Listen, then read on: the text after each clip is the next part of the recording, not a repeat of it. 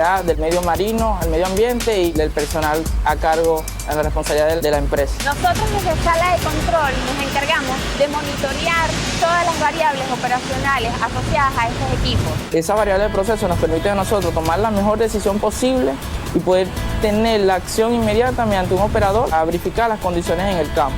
Asimismo, contamos con un departamento de logística operacional que prestan el apoyo en todo nuestro alojamiento para permitir nuestro descanso, nuestra alimentación, mientras estamos aislados en campo. Se encarga de manejar toda la logística de las embarcaciones, traslado de materiales, de personal, un promedio de 60 personas que hacen vida acá en las instalaciones, que son parte fundamental de las operaciones costa afuera. Para que no estemos pendientes de eso y poder estar concentrados cada uno en nuestras actividades. Manteniendo la producción y las condiciones estables de la planta, podemos ser garantes de la producción del campo Corocoro y eso contribuirá con el país. Cada barril que se produce acá en las instalaciones va dirigido al desarrollo de cada uno de los proyectos.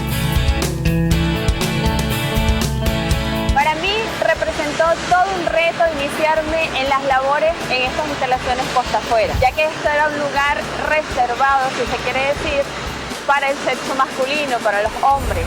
Hoy en día, pues la mujer ha tomado un rol protagónico en lo que son las operaciones, tanto en instalaciones en tierra como pueden ver en instalaciones costa afuera. Nosotros nos encontramos acá durante 14 días que son fáciles de decir, pero 14 días que pasamos conviviendo aquí con nuestros compañeros, que más que compañeros se vuelven familia nuestra. Hay mucho compromiso de parte de nuestro, que cada uno de nuestros equipos estén operando de forma normal y natural para que las operaciones en el tiempo tengan la continuidad y poder generar todas las divisas necesarias para que nuestro negocio pueda generar todo el beneficio que necesita nuestro país.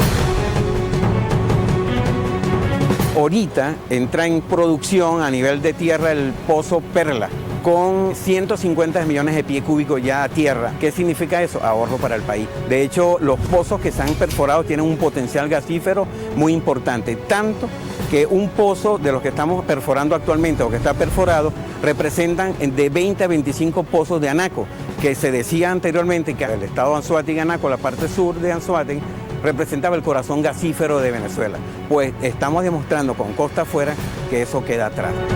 Uno de los principales objetivos que PDVSA tiene a corto plazo es desarrollar la franja gasífera del Caribe y de esta forma posicionar a Venezuela como una potencia mundial en la producción de crudo y gas costa afuera.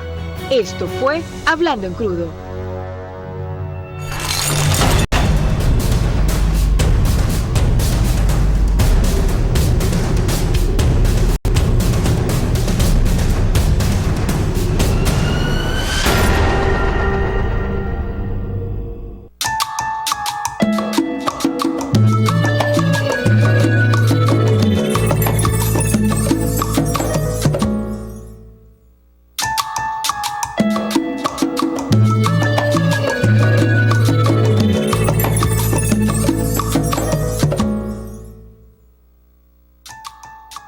A continuación, este programa puede ser presenciado por niños, niñas y adolescentes sin la supervisión de sus madres, padres, representantes o responsables, según el artículo 7 de la Ley de Responsabilidad Social en Radio, Televisión y Medios Electrónicos.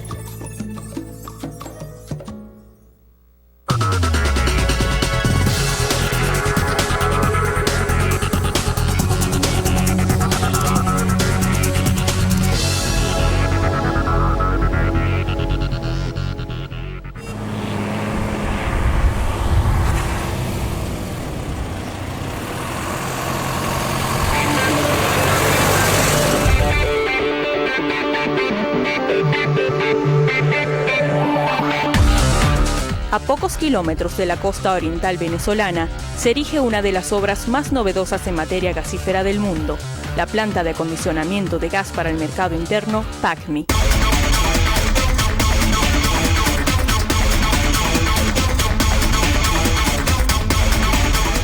Obra que por primera vez en la historia de la región sucrense se encargará de procesar el gas natural licuado para distribuirlo en las industrias y comunidades del oriente del país, Una edificación de gran envergadura que ha significado un desafío para el equipo que labora en su construcción. PACMI, planta de acondicionamiento de gas para el mercado interno.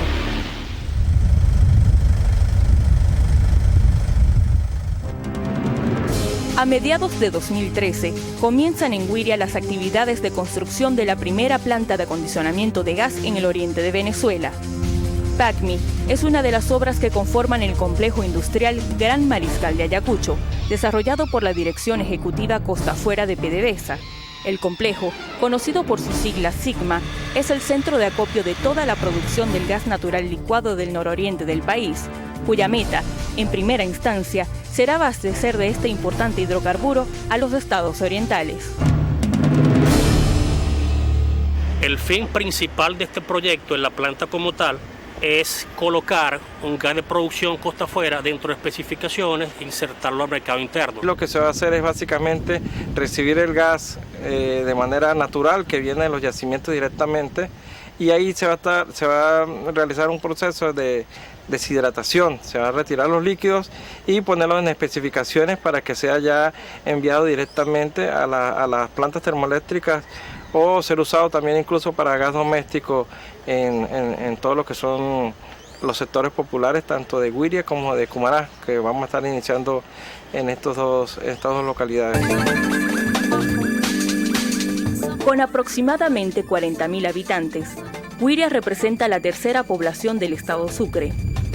Su ubicación estratégica y cercana a las zonas de exploración y explotación de las áreas gasíferas del Golfo de Paria la convierten en la actualidad en el centro económico de la península de Paria.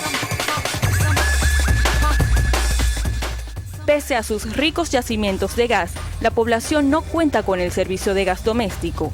PACMI surge para solventar esta necesidad. En ella recae la responsabilidad de abastecer y brindar una mejor calidad de vida a sus habitantes. Yo soy sucrense y desde niña mis abuelos siempre me comentaban sobre el proyecto, de que había gas y bueno, soñaban de que el gas llegara hasta sus casas. Lamentablemente ellos ya fallecieron, entonces es como un sueño que quiero cumplir. Quisiera ya ver el gas aquí en Güiria. El beneficio que va a obtener la nación, ¿verdad?, con este proyecto es minimizar el déficit que tenemos de gas en los sectores doméstico y comercial, industrial básicamente. En el área petroquímica tenemos un déficit ahorita, y en la parte del sistema eléctrico también tenemos un déficit. Entonces el fin principal es nosotros aminorar esa debilidad. Que cuando se va el gas en una casa, se acaba la bombona, la gente tiene que salir corriendo a ver dónde puede llenar la bombona, ¿no? Entonces, al eliminar eso, le damos una calidad de vida a la población de Güiria increíble. En su primera fase y enmarcada en el esquema de producción acelerada, PACMI producirá 300 millones de pies cúbicos de gas por día. Para ello, se surtirá en primera instancia del Campo Dragón, ubicado en aguas territoriales venezolanas, al norte de la península de Paria.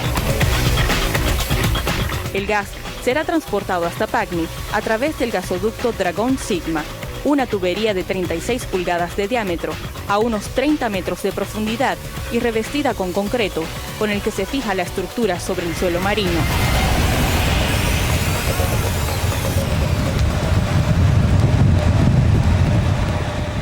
La longitud completa del gasoducto son 110 kilómetros, que finalizamos su construcción y estamos previos a las pruebas de este gasoducto para que finalmente el gas llegue aquí a SIGMA, en la planta de acondicionamiento de gas, que va a ser tratado, deshidratado para ponerlo en condiciones para uso del mercado nacional. El gas que sacamos básicamente es el gas etano. Este gas lo vamos a transportar por un gasoducto submarino que va a llegar hasta la costa de aquí apenas a 3 kilómetros de esta planta. Sucre, Anzoátegui, Nueva Esparta y Monagas serán los 4 estados del oriente venezolano beneficiados con la puesta en marcha de esta obra de ingeniería gasífera en su primera fase. El gasoducto que va a llevar a todas esas ciudades, estos 4 estados, ya está totalmente construido. son 1.900 kilómetros de un gasoducto que tiene por nombre José Francisco Bermúdez. Ya está totalmente construido y solo falta pues que esta planta empiece a producir los 300 millones de pies cúbicos de gas diario para abastecer el mercado interno de estos 4 estados. La incorporación de otros 3 grandes yacimientos, Patao, Mejillones y Río Caribe, permitirá el incremento de la producción de la planta de almacenamiento de gas, que adicionará, en su segunda fase, 600 millones de pies cúbicos de gas y en una tercera, unos 1.200 millones de pies cúbicos.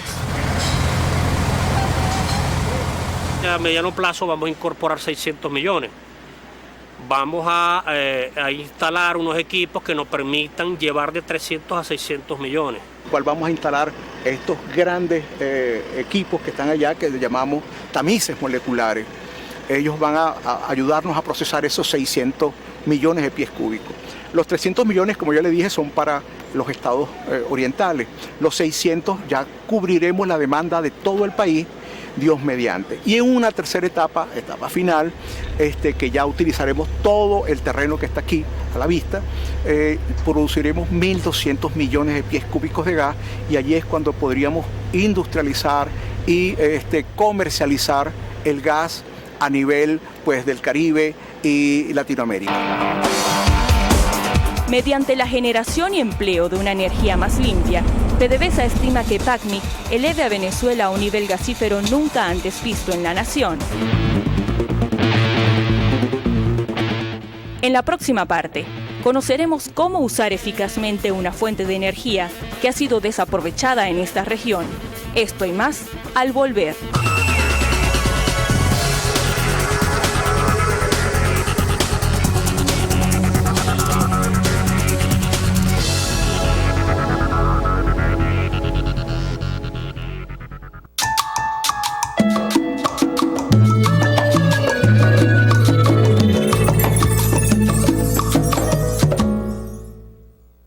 Glosario petrolero. Cementación forzada. La cementación forzada es un procedimiento en el que se forza a la lechada a pasar a través de agujeros o rajaduras de la tubería de revestimiento con el fin de reparar un trabajo de cementación primaria o un problema en un pozo. Este procedimiento se realiza principalmente por 3 razones. 1. La reparación de un aislamiento zonal defectuoso, con la pérdida de circulación y migración de gas o incluso los problemas de calidad de servicio, bien sea en la ejecución o en el diseño. 2. La eliminación de entrada de agua se realiza para evitar el ingreso no deseado de agua o de gas de áreas situadas por encima o por debajo de la zona de producción. 3. La reparación de fugas en la tubería de revestimiento se realiza cuando presenta fallas por corrosión, presencia de grietas o quiebres en las uniones. Glosario petrolero.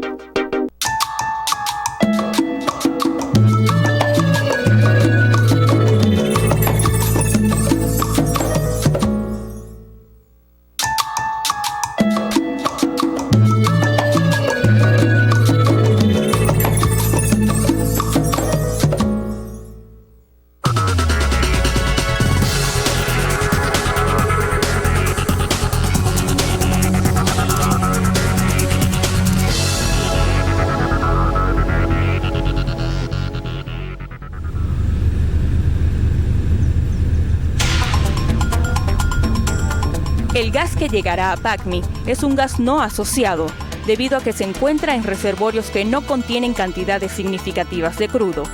El recurso, en esta denominación, suele producirse a mayor profundidad, donde el calor ha dividido los hidrocarburos en moléculas de gas más pequeñas y ligeras. Es un gas natural que son las ventajas que tenemos. Naturalmente ese gas es un gas no asociado, a diferencia de lo que nosotros conocemos en tierra. En tierra es un gas asociado al crudo. Aquí es un elemento ya que prácticamente viene industrializado lo que hacemos aquí es retirar el líquido para ya inmediatamente tenerlo en especificaciones para su uso tanto industrial como doméstico. Es un yacimiento de gas no asociado y por ende trae muy poca cantidad de líquido, hidrocarburos líquidos. El gas natural licuado de PACMI es el denominado gas metano. Este hidrocarburo representa hasta el 97% del gas natural. Por sus características, es inflamable, explosivo y a su vez una importante fuente de energía. Es un gas que es incoloro, no tiene color, es un gas que es inodoro, no tiene olor y es soluble en el agua. O sea, se puede confundir muy fácilmente en el agua. Una vez que llega el gas a PACMI, inicia todo el proceso. La planta de almacenamiento dispondrá de unidades de última generación para la separación y deshidratación del gas. El equipo que procesará este hidrocarburo en su primera fase es denominado Slug Catcher, un separador cuya función es remover los líquidos del gas. Un separador de slug, que en español sería un bache de líquido, y allí eliminamos la cantidad de líquido en exceso, condensado, lo que sería líquido. Luego este gas viaja a través de unas tuberías hacia un sistema de deshidratación. El gas, por supuesto con tuberías, lo vamos a montar en estos elementos estructurales que vemos aquí, que llamamos pipe rack. Pipe rack es una palabra, dos palabras inglesas que significan pipe, tubería, y rack, bandeja. Son bandejas de tubería. Estos van a llevar, como ya ustedes están viendo, las primeras tuberías van colocadas. Luego el gas, que por supuesto viene contaminado, viene sucio, sobre todo con mucha agua y azufre, va a pasar por todos los equipos, específicamente por que se llama Slug Catcher. Slug Catcher significa, slug es barro y catcher es, como todos sabemos, atrapador, un atrapador de barro, un limpiador. Entonces básicamente lo que hacemos en esta planta es limpiar, acondicionar el gas para que vaya lo más limpio, o vaya como debe ser, a los hogares, a las industrias y sobre todo pues al sistema eléctrico, y podamos generar una energía limpia y una energía deseable para todos. Y por supuesto más barata que la que estamos utilizando actualmente. Una vez liberado del agua, el gas será transportado hasta las unidades de deshidratación portátil, destinadas a extraer la humedad que aún se halla en el fluido.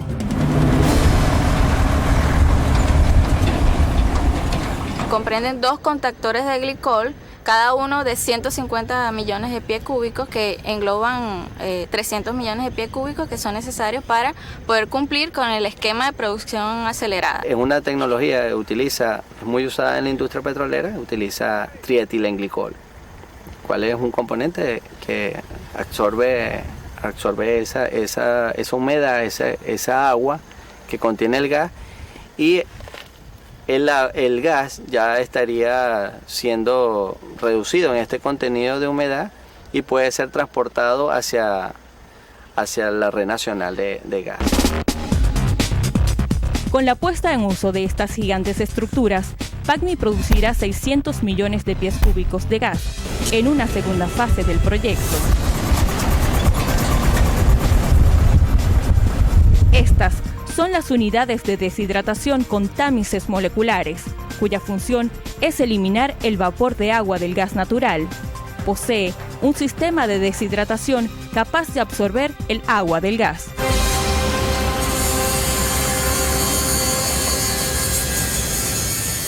En la segunda fase tenemos tecnología tamizas moleculares, el cual es de mayor robustez.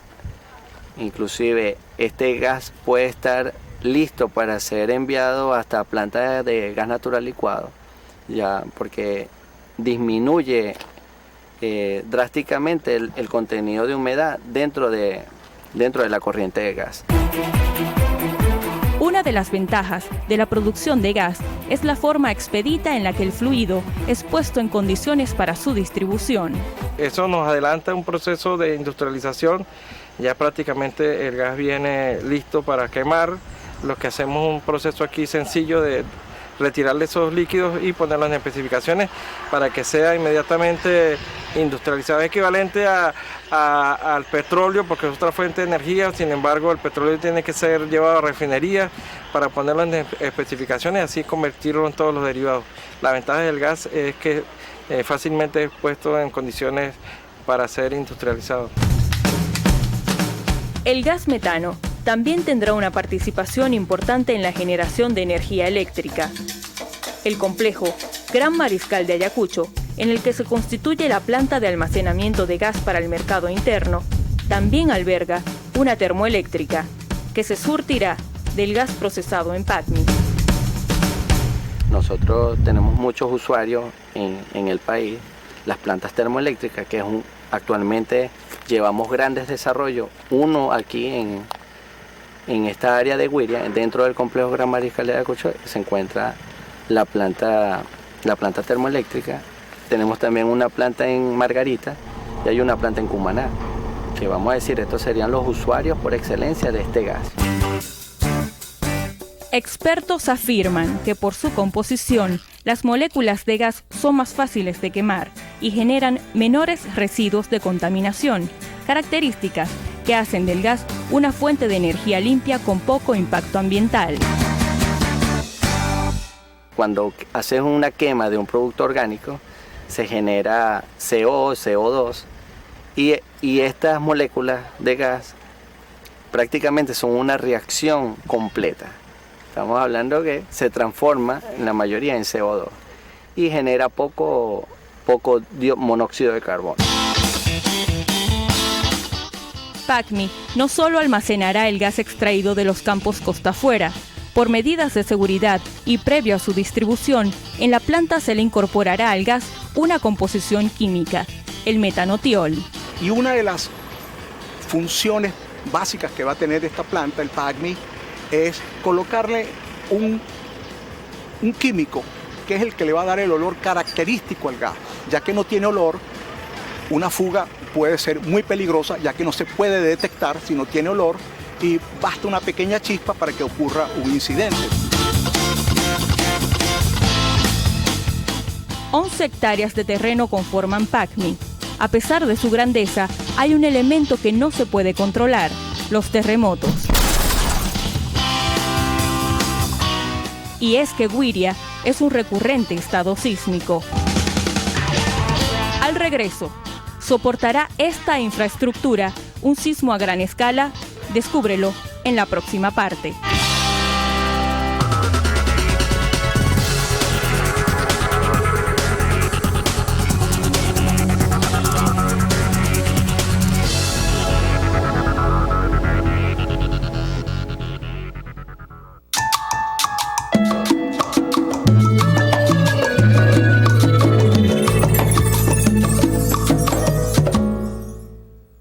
Una ayuda alimentaria para el pueblo venezolano.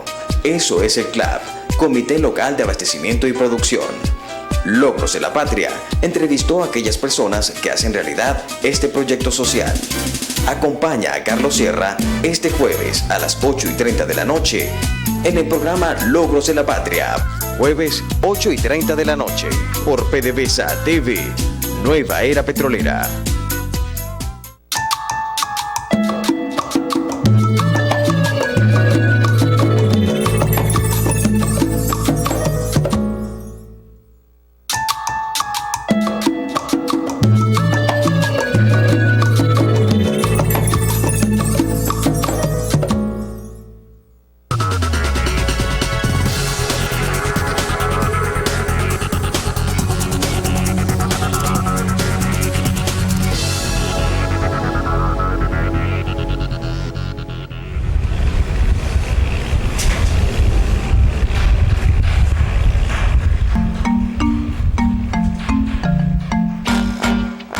En la ejecución de los trabajos de edificación de PACMI también participan 2 empresas, una extranjera y otra venezolana.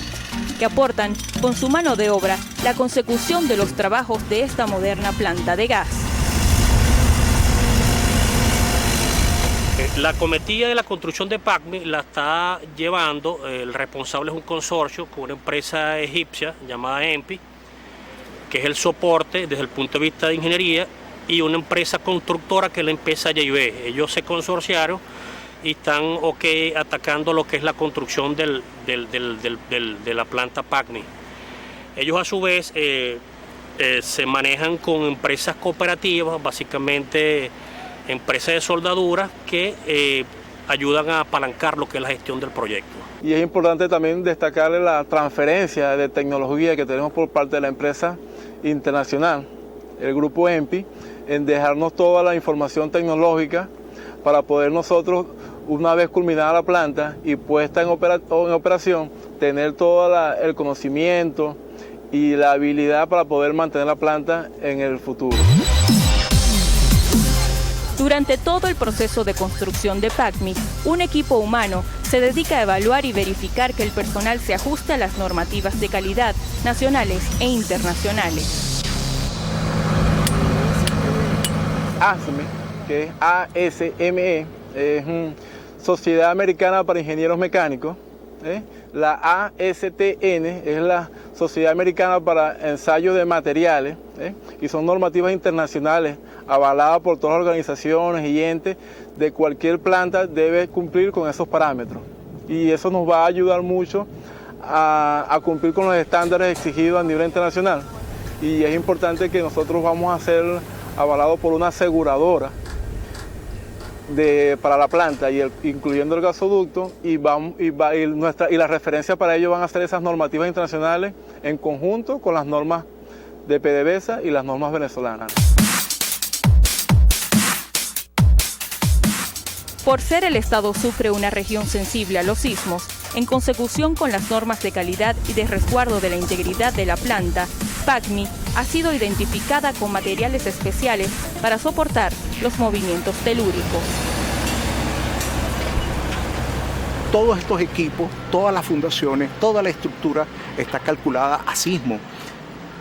Y al sismo en grado 7, que es el que ocurre. Por ser una zona sísmica aquí del estado Sucre, específicamente aquí el área de Guiria, la planta está diseñada bajo esos estándares nacionales e internacionales para evitar cualquier tipo de sismo que pueda afectar a futuro la planta. Y en eso también participamos cuando hacemos los diferentes ensayos, y el diseño que está elaborado la planta es basado en esas normativas.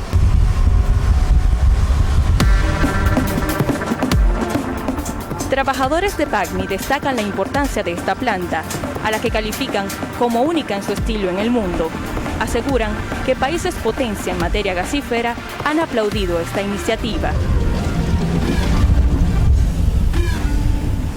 Evidentemente es el proyecto más grande en el cual yo he tenido injerencia.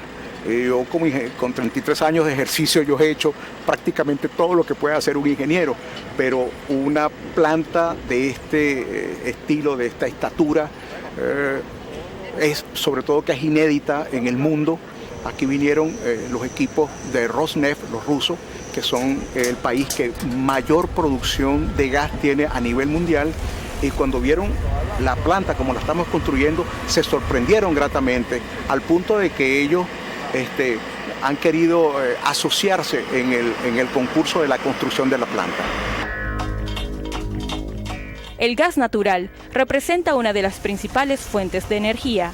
Su rápida puesta en uso lo convierte en un recurso que a la venta tiene un costo más elevado que el petróleo. En primer lugar es más limpio, y en segundo lugar nos posicionaría para poder este líquido ser vendido en otras refinerías, inclusive exportarlo. Estamos hablando de que estos líquidos tienen un valor muchísimo mayor que un barril de petróleo. O sea, un barril de estos líquidos tendría un mayor valor, porque ya es un recurso que está refinado. Tras cumplir la meta de suplir en un 100% el mercado interno, el gas natural licuado que es procesado en esta planta podrá ser comercializado más allá de nuestras fronteras. y la producción y la venta de gas a los países vecinos, sobre todo a los países de América Latina, va a producir pues una entrada cuantiosa de recursos para el país. Estratégicamente, el gas lo podemos comercializar a otros países, como puede ser Brasil, puede ser Colombia, y inclusive nosotros hemos comenzado de hace unos años para acá formarnos sobre la tecnología de gas natural licuado.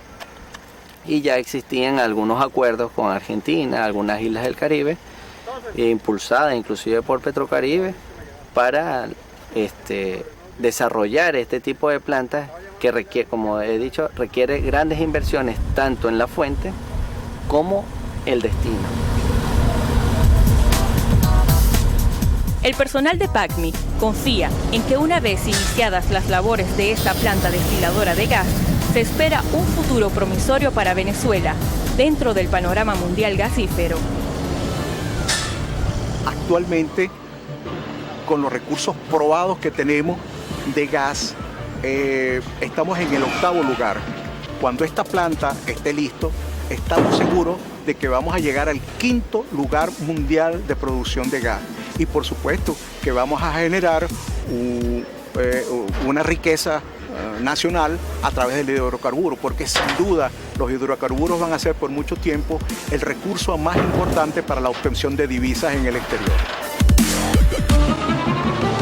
Para los trabajadores de PDVSA, la ejecución de estos proyectos son una demostración del compromiso y la responsabilidad de la industria petrolera venezolana al explotar el gas natural licuado y distribuirlo para el beneficio de todas las comunidades. Tenemos muchas potencialidades, se pierden de vista las potencialidades que nosotros tenemos costa afuera, y bueno, todos esos recursos pudiésemos o podemos o vamos a explotarlos como está plasmado en el Plan de la Patria. Mira, la confianza en nuestro país, somos un país con bastantes recursos, tanto naturales como recursos humanos, y nosotros, estoy seguro de que nosotros, aportando nuestro granito de arena, cada quien de su lado, nosotros podemos sacar a nuestro país adelante y desarrollarlo como una potencia a nivel mundial. El avance es importante y estamos orientados a cumplir la meta que tenemos como país y aportarle algo y demostrar, por supuesto, que sí podemos y estamos construyendo algo con mano de obra. Dando nuestro mayor esfuerzo para cumplir con los objetivos del Plan de la Patria, y es un sueño no solamente del pueblo de Venezuela, sino, como sabemos todos, de nuestro comandante eterno Hugo Chávez Frías, y que tengan fe de que pronto vamos a ver todos estos sueños realizados. Los trabajadores petroleros estamos al frente dando diferentes frentes de trabajo para lograr y concretar estos desarrollos gasíferos y petroleros en todo el país para darle la mayor suma de felicidad posible a la población. Confiemos en la nueva PDVSA, que confíen en sus hombres y sus mujeres que han hecho todo esto. Todo esto es producción venezolana, obreros venezolanos, hombres y mujeres que han estado sacrificándose día a día para tener lo que tenemos.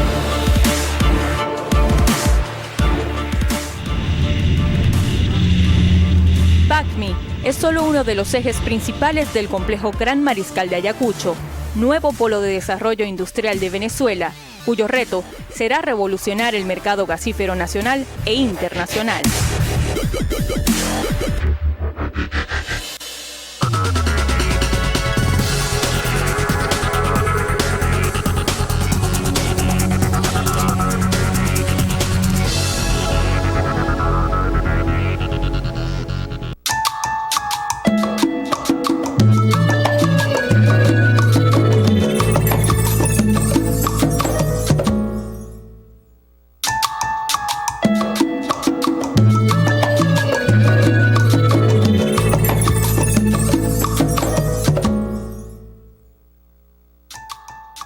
A continuación, este programa puede ser presenciado por niños, niñas y adolescentes sin la supervisión de sus madres, padres, representantes o responsables, según el artículo 7 de la Ley de Responsabilidad Social en Radio, Televisión y Medios Electrónicos.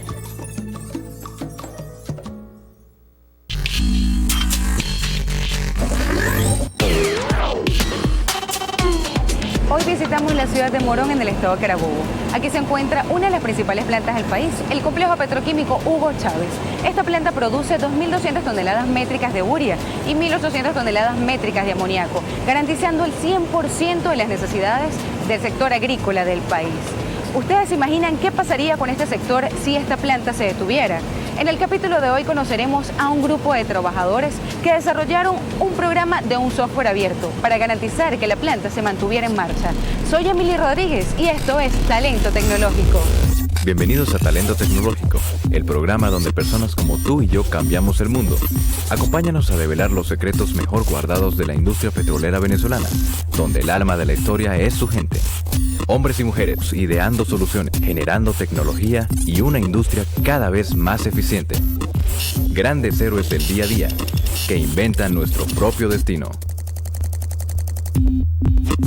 Como nos gusta interactuar, salimos a la calle para sondear los conocimientos de la gente común, como tú. ¿Sabes qué se hace dentro del complejo petroquímico Hugo Chávez? Richard Díaz. Señor Díaz, Sí, ¿usted hija. conoce el complejo petroquímico de Morón? Como porteño, te pasaba solamente. Hay productos de urea y cosas de explosivos y derivados de petróleo. Produce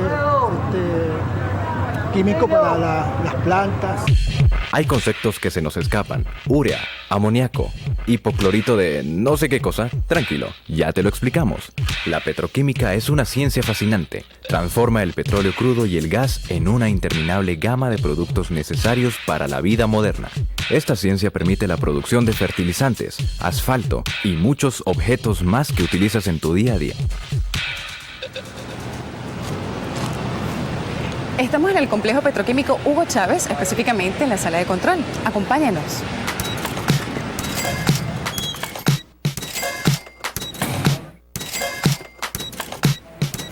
Hola. Hola, buenas ¿Usted es el señor tardes. Julio Bello?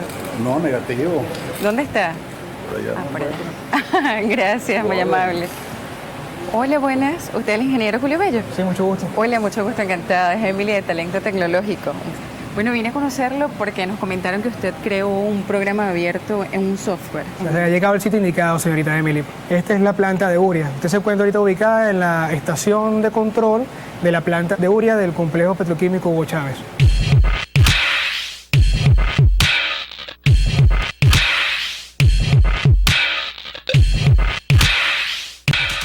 Entre esas pantallas, bueno, si lo visualizamos en aquel monitor, vámonos a que para verlo más grande, para que tengan una mayor visualización, lo podemos ver en aquel monitor. En esta área de instrumentos tenemos entonces el sistema de aire de secado. El sistema de los secadores es lo que decimos nosotros, una caja negra, que el software no era de fácil acceso para el departamento de automatización. Nosotros migramos todas esas señales y lo que estás viendo acá es el acabado final. Por aquí se maneja entonces todo eso. El operador entonces tiene el acceso a controlar la planta a través de esta pantalla. Puede visualizar las alarmas, el operador puede controlar que la válvula abra o cierre, el operador puede visualizar si existe alguna anormalidad con respecto a la calidad del aire. Eso es las condiciones que el operador tiene para poder trabajar en armonía con la planta. Bueno, acá, Emily, tenemos entonces, en este servidor se encuentra alojado el software abierto que nosotros programamos.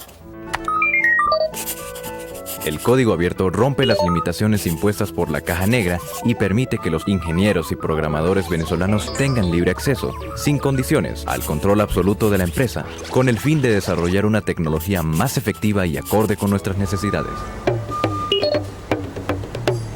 Hicimos la programación, hicimos realidad, la fórmula matemática, la pasamos a una lógica digital.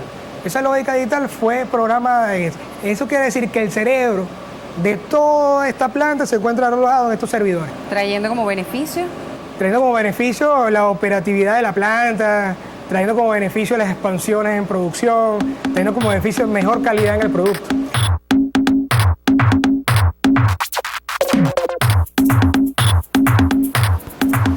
Estamos en el taller central. Aquí se llevó a cabo la reparación de la bomba B104J. Él es el señor Sonny Cedeño, él fue que se encargó de realizar la reparación de la bomba B104J. ¿Cómo está? Mucho gusto. Mucho gusto. Emily, encantada, de Talento Tecnológico. Sonny Cedeño. ¿Cómo está? Un placer conocerlo. Hola, Emily Rodríguez. Nosotros vinimos a conocer, bueno, la reparación de la bomba. Bueno, cariño, mire, esta es una bomba multietapa que se utiliza para la alimentación al tambor para generar vapor de alta de la planta nueva de amoníaco. ¿Cuál sería el paso a paso? Esta es la carcasa de la bomba, ¿ok? Ok. Aquí tenemos la parte inferior, allá tenemos la parte superior. Ok, allá está la parte Este es el rotor. Esto va en el medio de la bomba. Esto va aquí. Y aquí, o sea, esto va en el centro de la bomba. Este es el que impulsa el agua. La bomba que observamos es una bomba centrífuga. En su interior hay un conjunto de paletas rotatorias. Esas paletas forman parte del rotor o impulsor, que es el corazón de la bomba. Él recibe el fluido y a través de su movimiento lo carga de energía cinética, para que luego la parte estática de la bomba, llamada voluta, transforme esa energía cinética en energía de presión. Y voilà, tenemos agua a mayor presión. Me comentaba algo del sistema de alta. ¿Qué es el sistema de alta? El sistema de alta. La cuestión del sistema de alta es para mantener los equipos, las turbinas, porque hay turbinas o sea, que necesitan mucho vapor para trabajar bien, para mover esos grandes equipos. Porque nosotros recibimos la planta de servicio de vapor de media, pues nosotros necesitamos producir vapor de alta. Ok, ¿cómo es el proceso, no? Sumando, por supuesto, la bomba para la producción de la planta. ¿Cómo sería el proceso? ¿Qué papel juega? Hay un equipo que se llama el desaerador. De allí ya succiona. Ok. De 2.5 lo convierte en presión a 128 grados, 128 kilos que necesitamos nosotros. Esto es elemental para ese sistema. Si esta bomba dejase de funcionar por un momento y no tenemos la bomba auxiliar, corremos el riesgo de que el tambor de alta, algo que está a 1000 grados, quede sin agua. Y al quedar sin agua, se va a dañar. Y si tenemos que explicárselo a la gente de manera sencilla, no tan técnica, ¿qué me diría? El proceso. Es como que tú agarraras agua y lo metieras en una olla y solamente la calientan. Ok. Ajá. ¿Qué pasa cuando colocas agua en una olla de presión? Hierve. Claro, más rápido, hay más presión, es más peligrosa. Ok, podemos comparar una ollita con agua normal y una olla de presión. Exactamente. Okay. Entonces, eso es lo que hace esta señora. Llevar esa agua a alta presión. Ajá. Ok, para que entre al tambor de alta, como ahí tenemos alta temperatura, se convierte en vapor, se evapora y se convierte en vapor. En la próxima parte, conoceremos más del talento humano detrás de nuestra industria petroquímica. No te muevas, ya regresamos con Talento Tecnológico.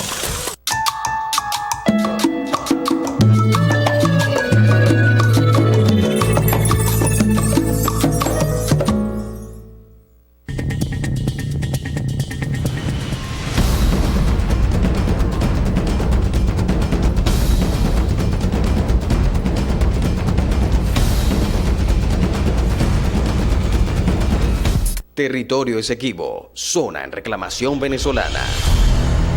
Pero ¿a quién pertenece este territorio? ¿Pertenece a Guyana o a Venezuela? La ExxonMobil le clavó sus garras al estamento político allá y colocó un presidente para que activara la gran provocación contra Venezuela. Venezuela está trazando una bordera, está desestabilizando una región estable del planeta. La avaricia por el oro resultó ser preponderante para que continuase la penetración de ingleses hacia la zona del territorio esequibo. Tras el oro negro, viernes 8 de la noche por PDVSA TV, Nueva Era Petrolera.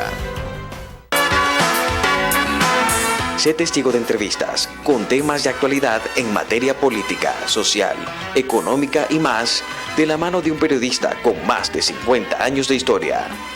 José Vicente Hoy, todos los lunes a las 9 de la noche por PDVSA TV, Nueva Era Petrolera.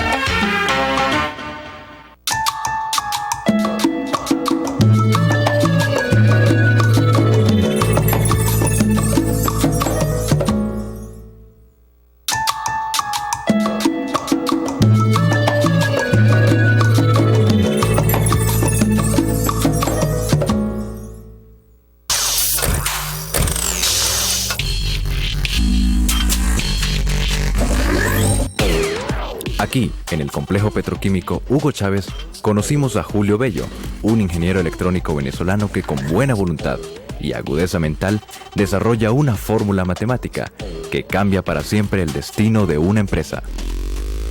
Acá tenemos la planta, toda la distribución de lo que es la planta, tanto de amoníaco, urea, la planta de urea donde se genera la urea del país y para exportación a mano izquierda. Desde el extremo derecho hasta el extremo izquierdo, todo lo que estamos visualizando es servicios industriales. La línea de instrumentos queda justamente por allá. Ahí es donde se prende la caja negra. Ah, perfecto. Ya vamos a ir para allá. Aquí, bueno, aquí con las medidas de seguridad que correspondientes que se deben tomar en cuenta, la máscara. Máscara, los lentes de seguridad, casco. Perfecto. ¿Eso que está sonando por ahí qué es? Bueno, lo que tú escuchaste sonando, esa es la torre de secado. Ahí está regenerando la torre de secado. Eso que tú acabas de escuchar es la lógica de control que se programó. Ah, perfecto. Interesante pregunta. Sí. Vamos entonces a la caja negra. Vamos para que visualice la cara. Y acá donde podemos visualizar la caja a la cual no tenemos acceso, que al final controla los pulmones. Si visualizamos, ya la caja no existe. Tenemos ahorita una condición, la caja no existe el sistema de control porque todo el sistema de control fue migrado al sistema de control abierto que habíamos hablado. Todas las señales asociadas de los tanques, de todos estos tanques que están aquí. Tanto pulmón número 1, pulmón número 2, recipientes de secado, filtros, todo lo que interviene en el sistema fue migrado. Rompimos esa dependencia tecnológica. Hoy en día, como estamos observando y estamos escuchando, el sistema está operando y están funcionando las plantas. Sonny Cedeño no solo reparó en tiempo récord la bomba, evitando que la planta detuviera la producción durante meses, sino que además innovó el diseño original, adaptando un dispositivo de lectura que mide la temperatura del agua y la capacidad de succión de la máquina. Fíjate, esta es una bomba idéntica a la que vimos en el taller, ¿ok? Cuando estuvimos allá en el taller, ¿viste? Entonces por aquí entra el agua a la bomba. Por aquí entra el agua a la bomba. Pasa, aquí está la etapa de baja que te dije. Aquí están los 6 impulsores. Hasta aquí. Ahí están los 2.5, los 2.8 kilos que te dije, que era la succión de la bomba. La succión de la bomba. Esto no lo traía la bomba como tal. Esto fue una iniciativa propia de nosotros para tener, ¿cómo te digo?, más control sobre la bomba. La medida, ¿no? Las medidas, eso. Tomar esa lectura. ¿Esa línea de sellado qué significa? Eso es para evitar de que las presiones vayan a la atmósfera, ¿ok? Que se escape lo que tenemos allí dentro, pues. Ok, perfecto. Porque es un peligro. Claro, me imagino si sale el vapor puede quemar a alguien, ¿no? Exactamente. Esta bomba lo que se encarga es llevar agua desmineralizada al tambor para la producción, para generar vapor de arta. El vapor, por supuesto, es necesario. ¿Qué función cumple el vapor? Mover las turbinas. Es la energía, es lo que mueve las turbinas. Porque las calderas no nos dan ese vapor. Las calderas de servicios industriales no nos dan ese vapor. Entonces tenemos que producirlo nosotros. Okay. Y esto lo producimos con esta bomba al sistema de arta. Sin esta bomba no hay producción. Es una bomba súper crítica en la planta.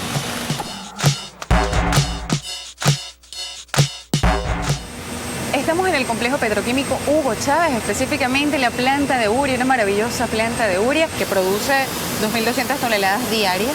Quiero saber la diferencia que hay, para resaltar esa diferencia de lo que se manejaba anteriormente y lo que ustedes desarrollaron, que es un programa por un software abierto, ¿no? Pero que no nos hace dependientes. Es una caja o un sistema de control totalmente cerrado. Nosotros no teníamos acceso de ninguna manera, no podíamos operarla. Ella se daña y nosotros no pudimos tener acceso ni apoyo del proveedor. Hicimos que el sistema operara y con ese sistema operando logramos que la planta de amoníaco y esta planta, que es la más importante hoy en día acá del complejo, es la planta de urea, ellas empezaran a funcionar. Pero no tanto que funcione la planta, sino que con ese sistema podemos tener acceso para expansión futura y para aumentar la producción del complejo. Imagínate entonces que la planta se hubiese parado, ¿qué hubiese ocurrido? Hubiésemos entrado en una crisis acá bastante fuerte en cuanto a la urea en el país, porque esta planta va a producir gran cantidad de urea, produce 2.200 toneladas y esa cantidad de toneladas se hubiesen perdido. Eso quiere decir que el agro necesita de esta planta para la producción de alimentos. Eso se traduce en que el fin de todo lo que tenemos acá es para producir alimentos, para que el suelo en Venezuela sea el más fértil posible y la producción sea la mayor. Aquí producimos el amoníaco para la planta de urea que tienes ahí al frente. Producimos el amoníaco para la planta de granulado de NPK. Producimos amoníaco para la planta de sulfato de amonio. Así eso estuviera parado. No tendríamos amoníaco para la venta, para la empresa que lo necesita. No tuviéramos eso. Fíjate todo lo que significa esa bomba. La otra tecnología que manifestaba la planta dependía directamente de los proveedores.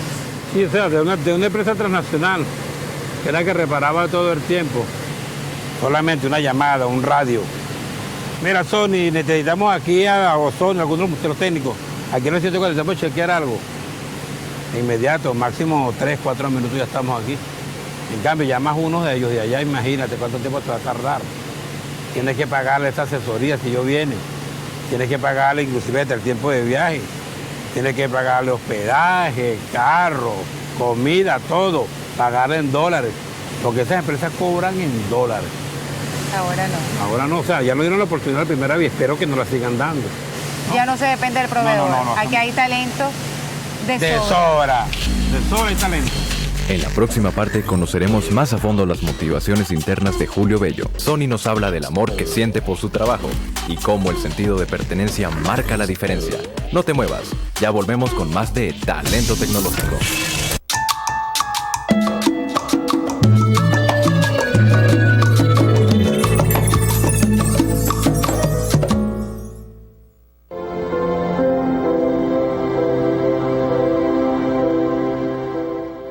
Mecanismos de los más novedosos, ¿no?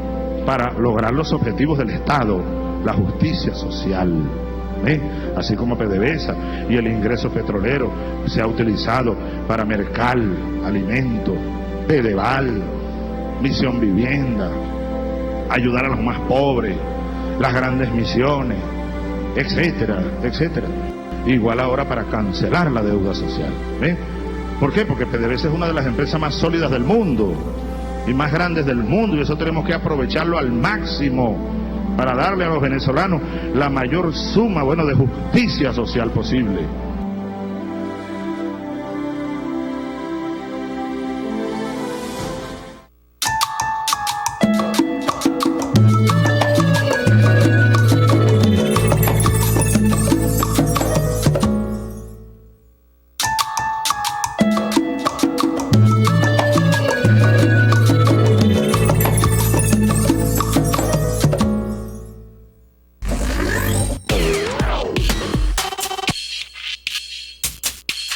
César Freites ejerce un rol esencial en el talento humano detrás del código abierto. Él es el superintendente de automatización, un cargo que conlleva mucha responsabilidad dentro del funcionamiento de la empresa. ¿Cómo explotó la situación? Que ustedes le dijeron, bueno, estamos metidos en este paquetón y tenemos que ver cómo se soluciona. Bueno, mira, yo lo que sí me acuerdo en la cara de Julio cuando le digo, Julio, esto hay que resolverlo, hay que hacerlo. Entonces Julio, muy conservador, me dice, César, dame más tiempo de lo que nosotros vamos a tener. No, eso tiene que ser más rápido, e incluso hablábamos de más de 20 días, y yo no, tiene que ser en 15 días. César, pero tenemos que, sí, en 15 días tenemos que resolver esa situación. Y finalmente, como en que entre 15 y 20 días, sí lo resolvimos. Sí. ¿Y qué fue para Julio? Un reto. Sí, es un reto. Nosotros teníamos 20 días para solucionarlo, un lineamiento. La presión de que se ejerce, bueno, al final tiene que ser un resultado. Entonces nosotros, bueno, después de que alcanzamos los valores específicos de diseño, en ese momento, bueno, yo me comunico con el jefe y le digo, jefe, ya procedimos a cerrar esta brecha, ahora arrancar las plantas, producir y que cada quien haga su granito de arena para que la empresa, como hoy en día, pues, producir 2.200 toneladas de urea al día. Así es. Que es lo importante. Nuestro gerente técnico, cuando vio el resultado del laboratorio, ya viendo la calidad del aire que se estaba ya generando en el sistema neumático, entonces nos dice, ¿y esto cuándo compraron el equipo? No, gerente, usted sabe que lo que está es bromeando, sabe que fue el equipo de nosotros que con compromiso hicimos este logro. Váyanse tranquilo a sus vacaciones, se las merece. No, él está al tanto de todo lo que estamos haciendo, pero es como la anécdota, es que mira, no tuvimos que comprar ningún equipo, no tuvimos que solicitar ningún servicio técnico especializado y todo fue hecho entre nuestro propio esfuerzo y conocimiento. Sony y su equipo repararon la bomba centrífuga B104J, que ejerce un rol esencial en la cadena productiva de la planta de amoníaco. Sin esa bomba, la producción se detiene. Yo vine a conocer a las personas que participaron ese día, ¿no? En la reparación de la bomba. El equipo de nosotros es muy grande, ¿no? Todas las personas que estuvimos involucradas directa e indirectamente. Nosotros fuimos la parte directa, estuvimos metiendo la mano en la reparación de la bomba, pero hay mucho en el equipo, las personas que se encargaron de ubicar los repuestos, la información técnica. Era la primera vez que la armábamos. Haciéndolo nada más, trabajando de día, no la íbamos a poder solventar rápidamente. Tuvimos que implementar 2 turnos, uno de día y uno de noche. ¿Qué fue para ustedes participar, imagínense, en la reparación de esa bomba? Yo sé que ustedes aquí hacen muchísimas reparaciones a diario, pero una bomba tan significativa. En realidad todo fue una experiencia, ¿no? Porque al comienzo hubo muchas dudas, ¿no? La confianza de que se podía, que si no se podía hacer, después se tomó la decisión y fue el intercambiar ideas y experiencias de todo lo que habíamos reparado para poder hacer esa bomba y repararla con piezas ya usadas y que quedara, y que la armáramos y quedara trabajando de forma efectiva, así como lo está haciendo en este momento, gracias a Dios.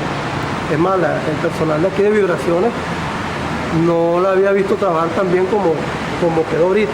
Todas las vibraciones bajaron y bueno, hicimos un excelente trabajo. Yo quedaron conforme, que son nuestros clientes, y la gerencia vio y se dio cuenta que en realidad aquí hay el talento. Nos apoyan y bueno, siempre y cuando con el incentivo que se pueda, y aquí estamos para solucionar los problemas, hermano, mantener estas plantas produciendo, para que el país salga adelante, no hay otro. Julio Bello, ingeniero electrónico trabajando en pro del Proyecto País, un profesional que reafirma la existencia del gran potencial creativo y transformador que tiene nuestra gente. ¿Qué significa para ti trabajar en este complejo? Desde tu inspiración, ¿qué significa? Un orgullo. Yo coloco como palabra inicial un orgullo. Un orgullo ser un trabajador petroquímico, un orgullo ser un trabajador de esta empresa que está surgiendo cada vez más y que nosotros como venezolanos necesitamos desarrollarla, porque no podemos seguir dependiendo del petróleo. Tenemos que transformar el petróleo, y transformar el petróleo es desarrollar la empresa petroquímica.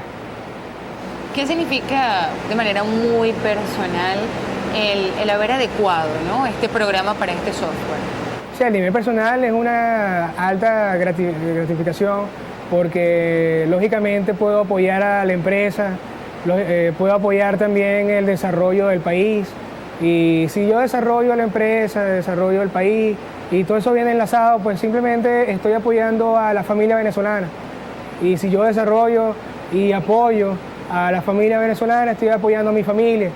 Para lograr los grandes objetivos tiene uno que dar siempre un poco más del esfuerzo que está acostumbrado, y si ese esfuerzo se ve reflejado, como hoy en día vemos la planta operando, y entonces eso hizo que la planta hoy en día esté produciendo, con mucho, pero con mucho amor lo seguiré haciendo. Quiero que tú nos des un mensaje para cerrar.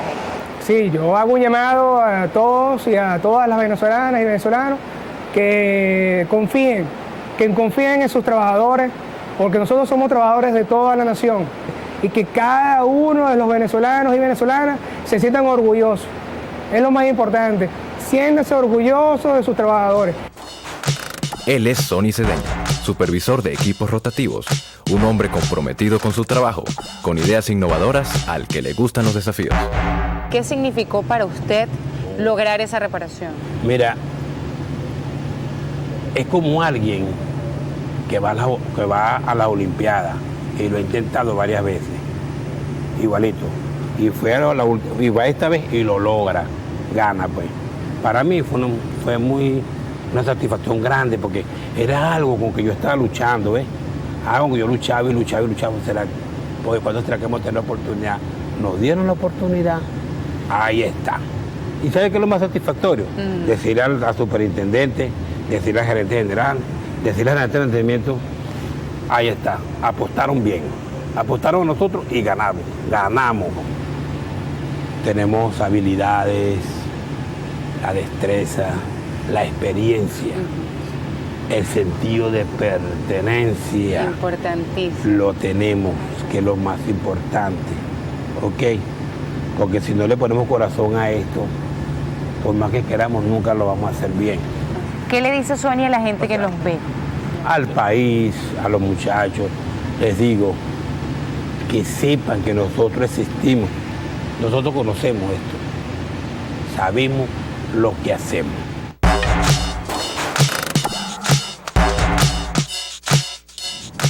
Como máxima capacidad, en este complejo se produce 2.200 toneladas métricas de urea y 1.800 toneladas métricas de amoníaco, indispensables para el sector agrícola del país.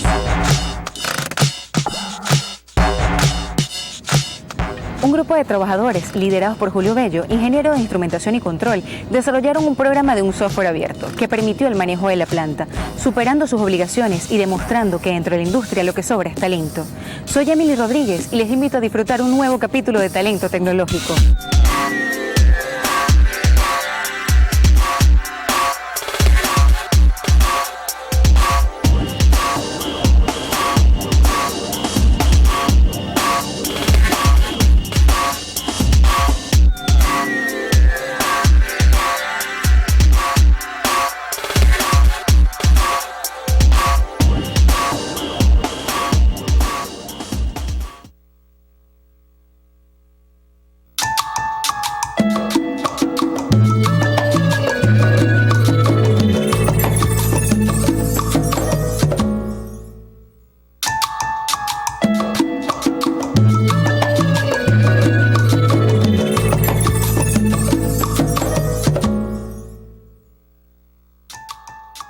A continuación, este programa puede ser presenciado por niños, niñas y adolescentes sin la supervisión de sus madres, padres, representantes o responsables, según el artículo 7 de la Ley de Responsabilidad Social en Radio, Televisión y Medios Electrónicos.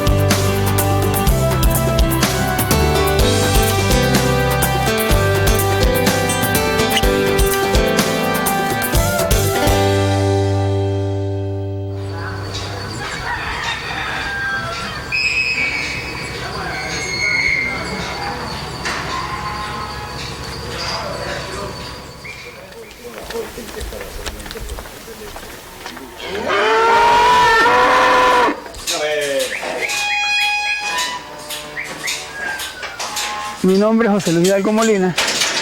Mi oficio heredado es la ganadería de altura y la producción de queso. Acá en Jají, en la agropecuaria Don Juan de Rómulo Hidalgo.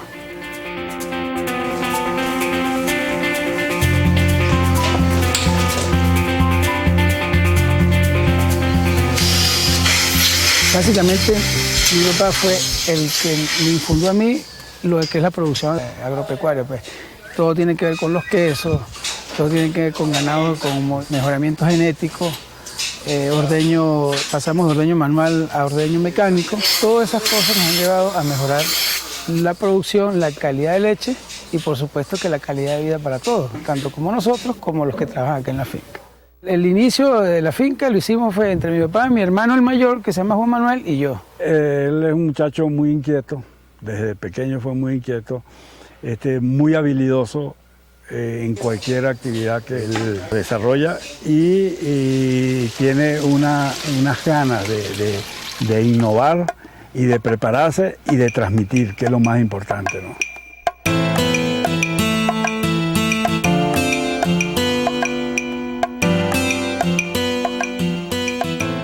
Un día laboral mío, vamos a suponer un día normal en la semana, un miércoles, el ordeño de la mañana se tira al tanque de leche. La leche sale de 37 grados y se enfría a 7, o sea, se baja la temperatura a 5, entre 5 y 7 grados. Apagan el tanque y esa leche pasa por una manguera con una bomba de leche que llega a la olla marmita, donde se va a calentar a 40 grados.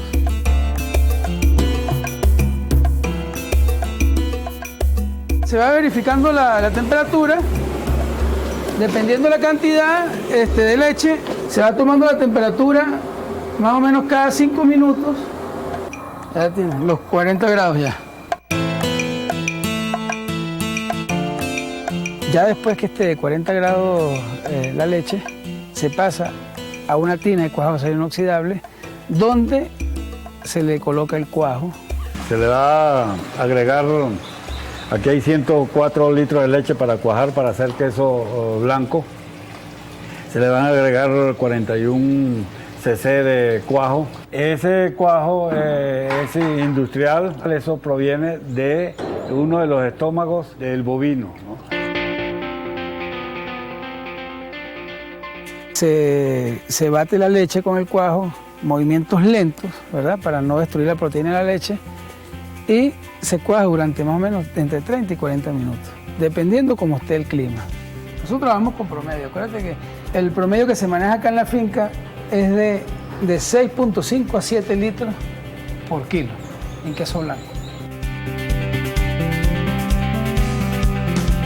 Aquí se va a probar, ya se va a determinar si la cuajada... O sea, estos son, exacto. Ya está formada la cuajada. Eso se hace metiendo un cuchillo y ve que sale. Fíjate que salió el cuchillo, ya limpio.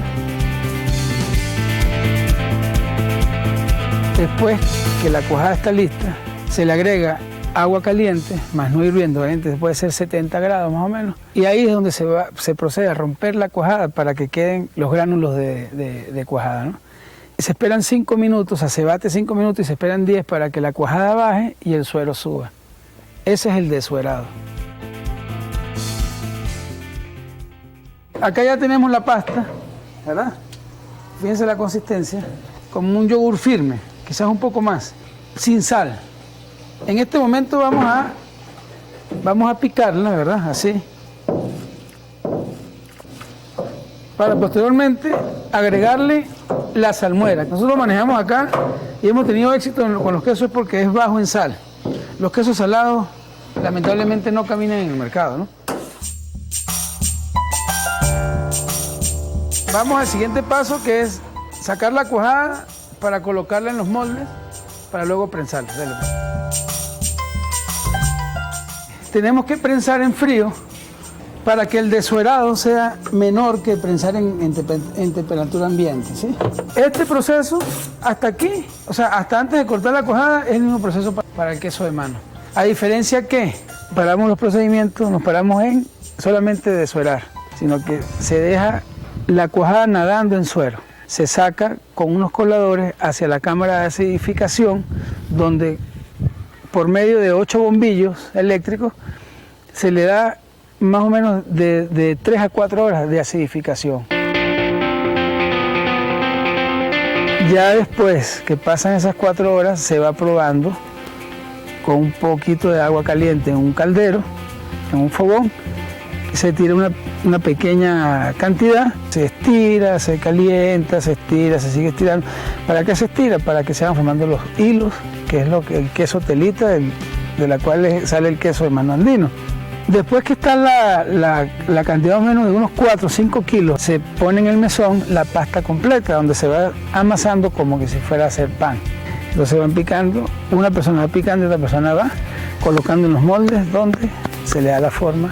Luego que ese queso está frío, se sumerge en salmuera. Cada rueda va sumergida en el suero. De ese mismo suero se saca para envasar las ruedas. Las ruedas van nadando en suero para que se mantengan hidratadas y no se peguen unas con otras. Luego se amarra, se coloca en ceste, sacan los promedios, ahí se monta en la camioneta y vamos a entregar el queso. Y todos los días se entrega queso fresco para cachapa, queso fresco para la arepa y queso fresco ahumado para empanadas, para lo que quieran hacer.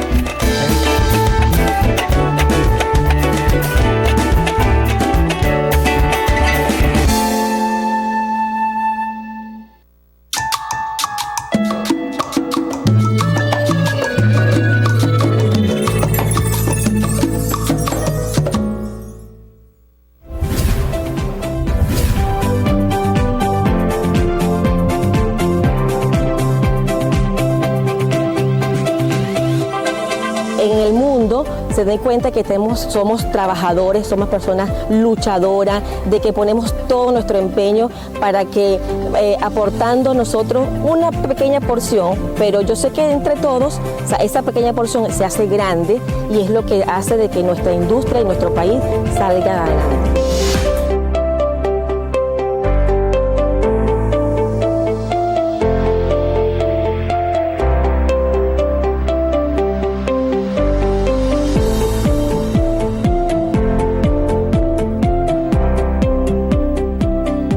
Hoy, a las 7:30 de la noche, Venezuela más que petróleo, por PDVSA TV, Nueva Era Petrolera.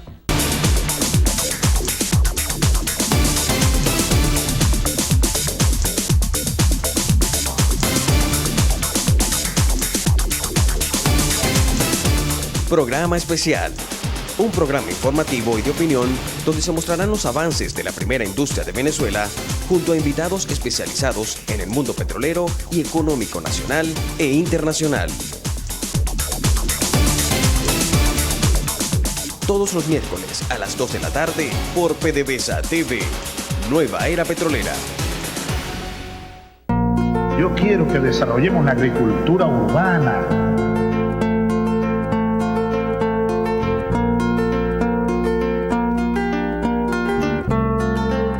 En principio se comienza cuando vemos los llamados del comandante Chávez a que deberíamos de retomar la siembra, de que bueno, el pueblo tiene que aprender a producir sus propios alimentos.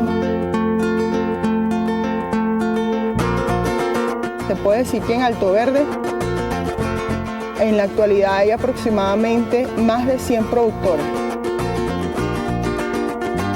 Producimos nosotros mismos nuestros abonos y hemos aprendido también a usar las mismas plantas como repelentes. Hoy día que nuestros hijos puedan experimentar, cosechar con sus propias manos y ya es otro nivel de conciencia.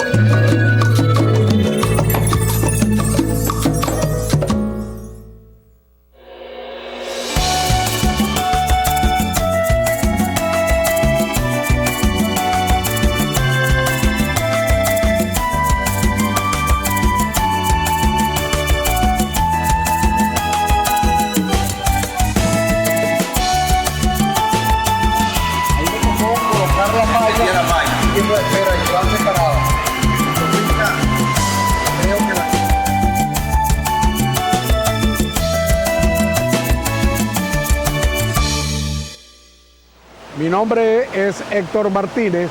Mi inicio dentro de la industria petrolera fue en el año 76, 77. Entré como obrero de segunda, entré por la planta de la vieja envasadora.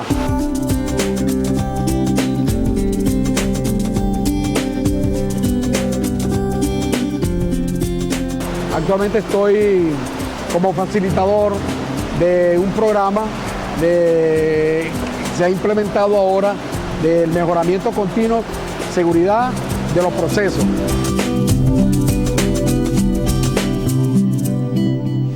Yo vengo de una familia de gente petrolera. Mi papá, mis tíos, trabajaron acá alrededor de 40 años. Y yo cuando pequeño me recuerdo que le decía, papá, yo quiero estar o hacer lo mismo que tú haces. Incluso yo jugaba cuando pequeño, y esto es algo chistoso, ¿no? Mi papá llegaba a la casa con un casco tipo ponchera, en esa época, de aluminio. Yo agarraba el casco y empezaba a jugar de que yo era un obrero petrolero con escaso, no llegaba a 15 años. Bueno, aquí estoy, también siguiendo el ejemplo de mis antepasados.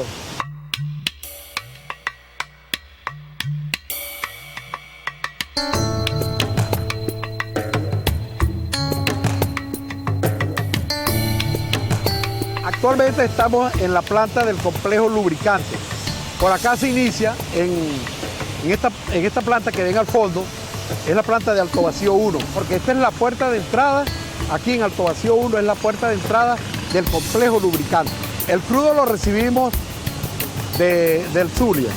El crudo es un crudo liviano, un crudo especial, tiene que ser lubricantero, especial para lubricantes.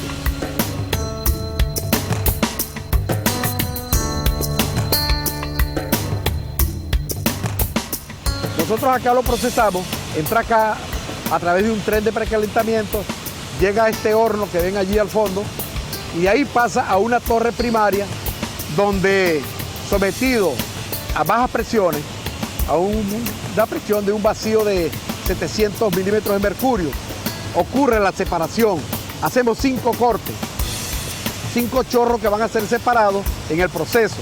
Posteriormente esos chorros son almacenados en un patio de tanque y de allí sirven como alimentación a otra planta.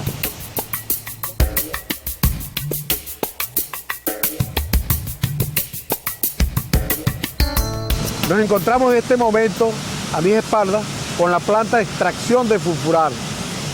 Esta planta recibe, donde estábamos anteriormente, la planta de Alto Vacío 1, recibe uno de sus cortes, donde aquí se elimina el producto no deseado o los aromáticos. El refinado que nosotros obtenemos de esta planta sale el extracto, que es el producto no deseado. El refinado es que queremos en la planta de desparafinación, donde finaliza el proceso terminado, que es la base lubricante.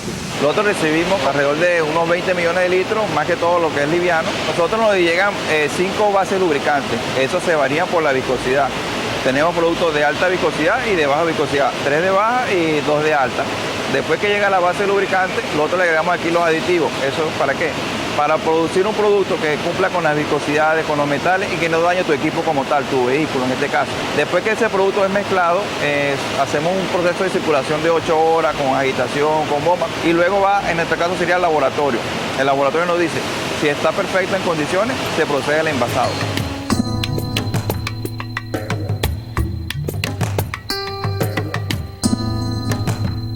En aquella época el producto salía en latas de 1 litro. En aquella época cuando Maravén, me acuerdo yo, la lata de aceite, la mejor, que era para los carros modernos en aquella época, era el aceite Super. Y también el Mara 100. Luego cambió porque ahora los envases son plásticos. Nosotros producimos alrededor de 20.000 cajas diarias. Él me dice, cuando nosotros producíamos 2.000 cajas diarias era un récord de producción.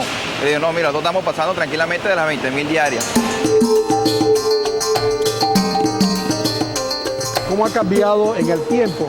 Anteriormente nosotros identificábamos el tambor con un molde, ¿verdad? Donde venía ya el código, nosotros con una espátula la pasábamos varias veces y quedaba impregnado lo que era la identificación del tambor, todo manual.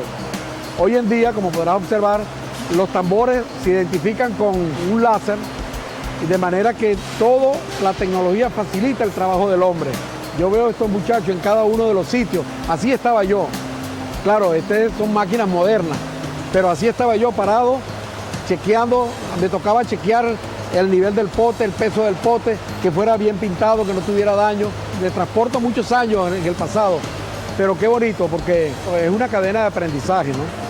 Es una cadena, nosotros nos formamos, te aseguro que todos los operadores que están acá han tenido su etapa de formación y nosotros lo que queremos transmitirle todo lo que hemos aprendido y no llevarnos esa experiencia a la casa, no, queremos dejarla aquí, sirvamos de ejemplo, que eso es lo que me llena más de satisfacción, decir en un futuro cuando esté ya retirado, descansando en mi casa con mis nietos, decir yo fui ejemplo para esos muchachos.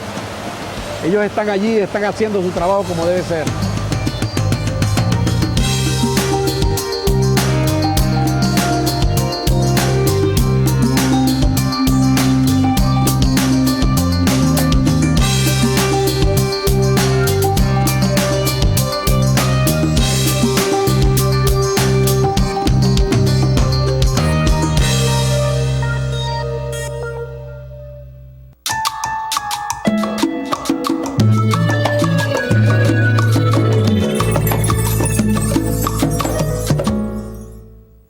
Una ayuda alimentaria para el pueblo venezolano. Eso es el CLAP, Comité Local de Abastecimiento y Producción. Logros de la Patria entrevistó a aquellas personas que hacen realidad este proyecto social. Acompaña a Carlos Sierra este jueves a las 8:30 de la noche en el programa Logros de la Patria. Jueves 8:30 de la noche por PDVSA TV, Nueva Era Petrolera.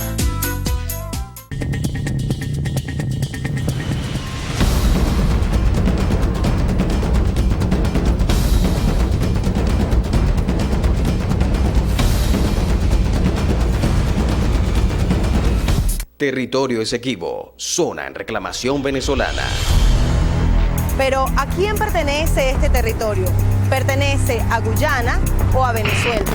La ExxonMobil le clavó sus garras al estamento político allá y colocó un presidente para que activara la gran provocación contra Venezuela. Venezuela está trazando una bordera, está desestabilizando una región estable del planeta. La avaricia por el oro resultó ser preponderante para que continuase la penetración de ingleses hacia la zona del territorio esequibo. Tras el oro negro, viernes 8 de la noche por PDVSA TV, Nueva Era Petrolera.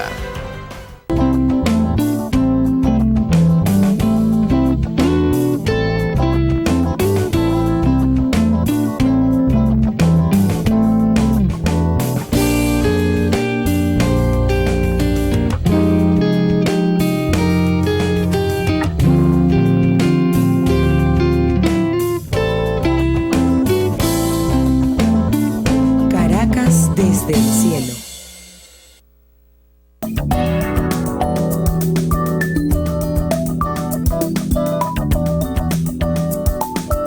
Las Torres del Silencio, o las llamadas Torres del Centro Simón Bolívar, se construyeron en el año 1954 y es un proyecto del arquitecto Cipriano Domínguez. Las torres gemelas de 32 pisos y 103 metros de altura, junto a plazas, pasillos y áreas comerciales, conforman el Centro Simón Bolívar, emblema de la ciudad de Caracas.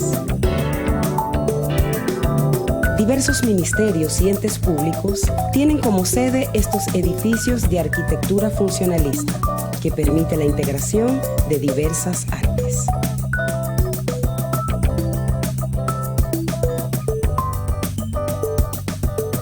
En el año 2005, el Consejo Municipal de Caracas declaró el Centro Simón Bolívar como Patrimonio Municipal de Caracas. Caracas desde el cielo.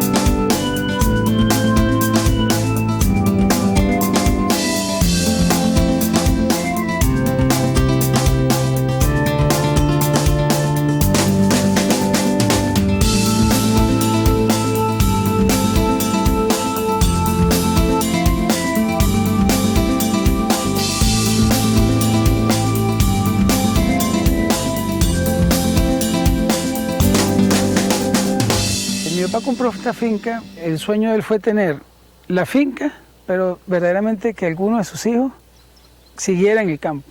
Su sueño también se le cumplió a él. Y verdaderamente en ese momento yo me metí aquí en la finca, pues no tenía un norte, pues estaba, bueno, adolescente, pues. El secreto es la constancia y buscar un norte, ¿no? Es muy fácil, ¿verdad?, producir leche y entregarla a la industria. Entonces por eso nosotros buscamos darle el valor agregado y hemos sido constantes, hemos superado obstáculos y esto se ha convertido verdaderamente en un oficio que lo hemos desarrollado parte de la familia, ¿verdad?, y que el heredero, pues si vamos a hablar de heredero de este oficio, ha sido José Luis, que se ha especializado en la producción de queso, pues.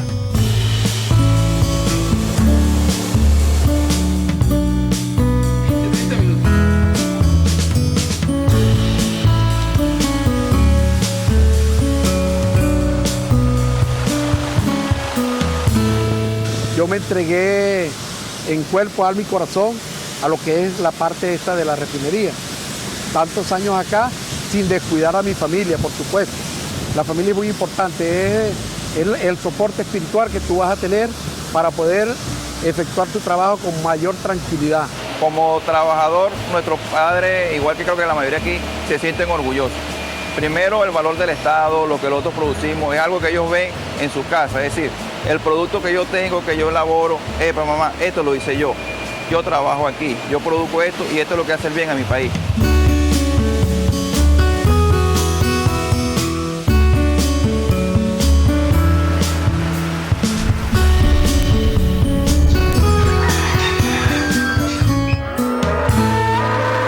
Que mucha gente pues vea el campo como una diversión, como un paseo, pero nosotros siempre nos hemos sentido orgullosos de trabajar en una tierra que por lo menos en este sector se producen aproximadamente 60.000 litros de leche.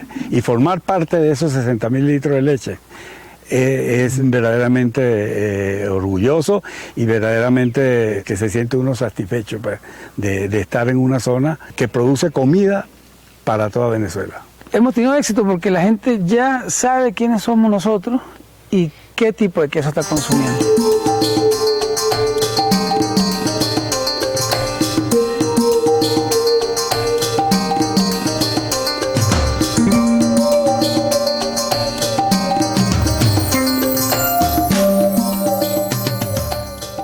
El legado que es ver a mi papá pasar 40 años aquí y salir jubilado él con aquel orgullo, ¿verdad? Aquella cosa, y yo decía, no, yo quiero ser igual que mi papá.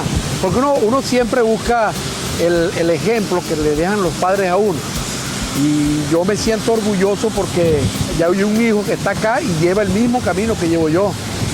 Ya el muchacho, un ingeniero, siempre yo, en la medida en que puedo, lo he estado aconsejando para que haga las cosas bien, para que sepa que lo que esperan de él es mucho. Yo me siento muy contento de haber trabajado todos estos años aquí en esta refinería y estoy identificado con esta empresa.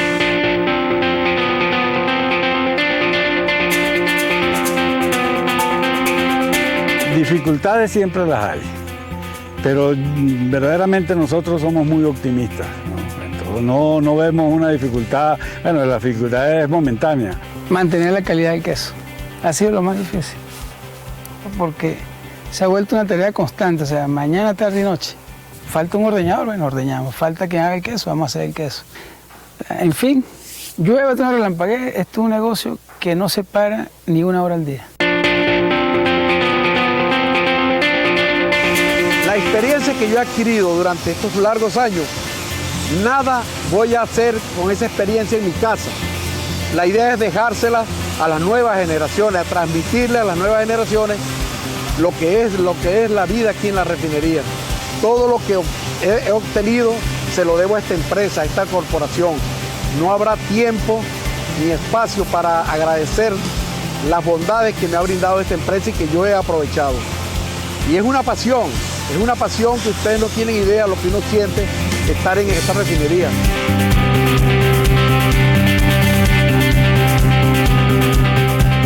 Me siento orgulloso verdaderamente de lo que me enseñó mi papá, de lo que yo le enseño a él. Y más orgullo me da también es el poder transmitirles mis conocimientos al personal de apoyo de la finca, amigos, conocidos, gente que nos buscan por compra de ganado y viene para acá, entonces se enamoran del proceso. Estamos conscientes de que este ha sido el negocio y va a ser siempre el negocio de toda la vida. Tenemos una trayectoria y eso vale oro, para nosotros vale oro. Orgulloso pues, de tenerlo a él al lado mío y trabajando en lo mismo que estamos haciendo. Pues. Eso no tiene nombre, pues. De que los hijos estén al lado de uno y practiquen el oficio que uno está haciendo. Pues.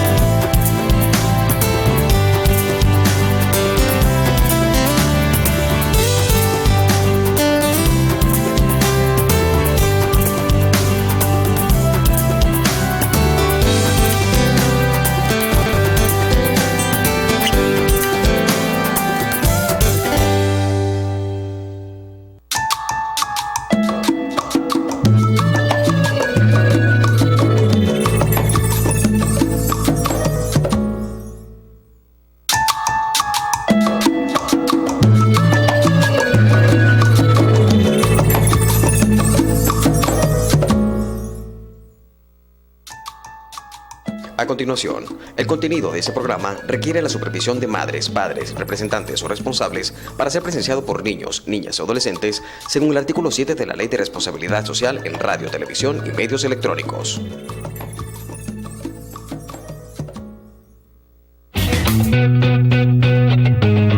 Somos INCES.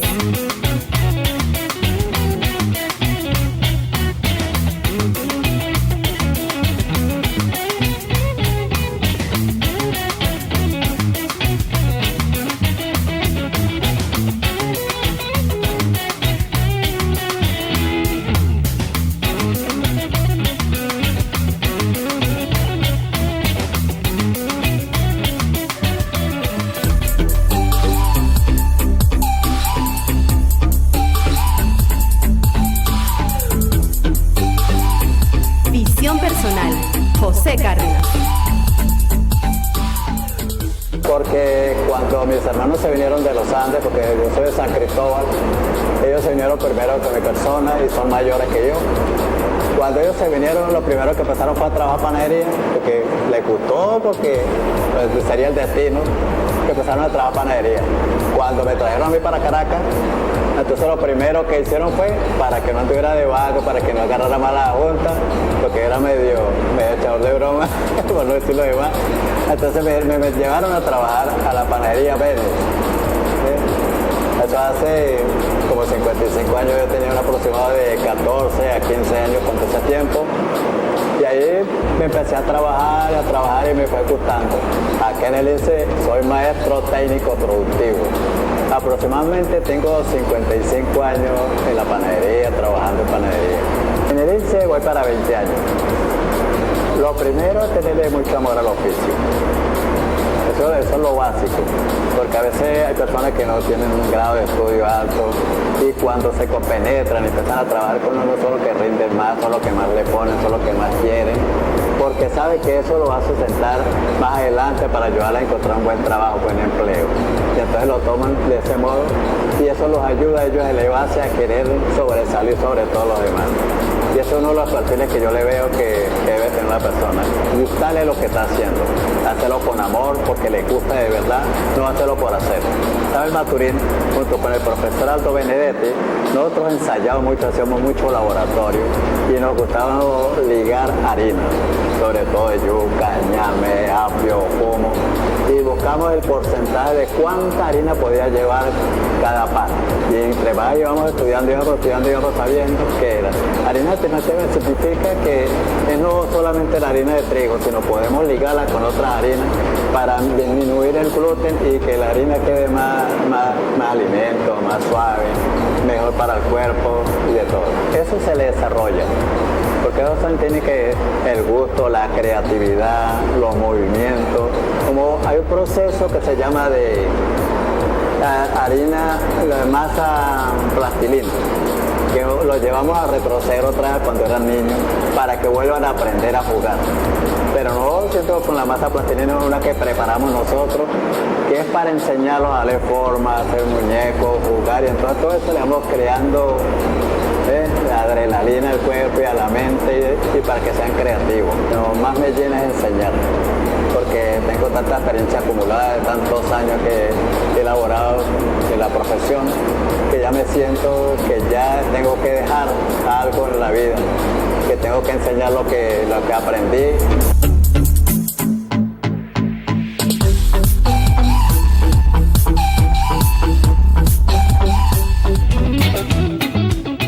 Datos y cifras.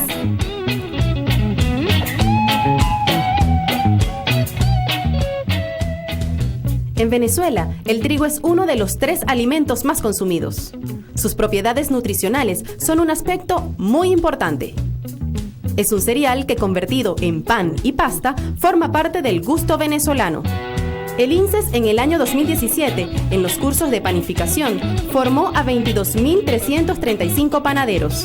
Y para el 2018, la proyección es de 18.600 panaderos. 4 geniales creaciones gastronómicas venezolanas son a base de trigo, cada una con un uso diferente. Como postre, el golfeado. Como pasapalo, el tequeño. A desayuno, el cachito de jamón. Y para Navidad, el pan de jamón. INSES, pan y coyuntura.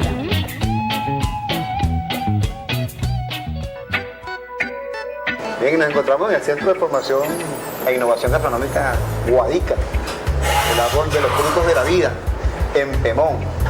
Bueno, este importante centro del INSES se forman los maestros panaderos y es muy importante para nosotros, muy significativo estar aquí hoy. Vamos a conversar sobre hacer pan, ¿no? En el INSES estamos haciendo esa formación desde hace muchos años. Es una tradición dentro de esta institución formar a nuestro pueblo en ese importante hacer. El hacer el pan en estos momentos es clave. Además, estamos dando una respuesta fundamental por parte del gobierno bolivariano y del pueblo organizado. Si lo vamos a una panadería tradicional venezolana, artesanal, ¿qué significa eso? Que cómo nos diferenciamos con una panadería que está en el ámbito comercial tradicional. ¿Cómo logramos esa diferenciación? Okay. Primero es, ¿qué significa hacer pan ahorita? Hacer pan ahorita significa una respuesta o una contraofensiva a una coyuntura política y económica que estamos viviendo. Que el pan es lo más inmediato que tenemos. El pan es lo que te satisface la necesidad de cualquier persona en cualquier momento. El pan inclusive, mucha gente hasta solo lo puede comer. El pan ya no es un complemento de la comida. El pan es en sí mismo la comida y probablemente le aportemos algunas cosas. Lamentablemente esa es la realidad. Ahora, la relación de las unidades de producción, ya hay una diversidad allí. Hay desde empresas de propiedad social directa comunal, como el caso de Pastelería Rescatando Sabores Algo Más, y hay también fundaciones, cooperativas, compañías anónimas que se sumaron también a este. Y hay empresas del Estado que están haciendo. Hay empresas del Estado que también tienen su aporte en la fabricación y en la distribución del pan. Pero no solamente es hacer el pan, también hay un trabajo político, un trabajo organizativo que está dando sus resultados. Poco a poco, pero bueno, ahí vamos. Yo recuerdo, cuando tú preguntas qué es hacer pan, me vino a la memoria cuando arrancamos la primera jornada de formación aquí, porque es un plan interesante subrayar la articulación de las distintas instituciones que han intervenido aquí y la voluntad de nuestro pueblo para, digamos, responder a esa coyuntura en la fabricación del pan, con la producción del pan, con todas las dificultades. Fíjate, cuando nosotros cerramos el ciclo de formación de maestros panaderos, nos acompañó el profesor Aristóbulo Ituriel, y había un maestro que dijo, nosotros no somos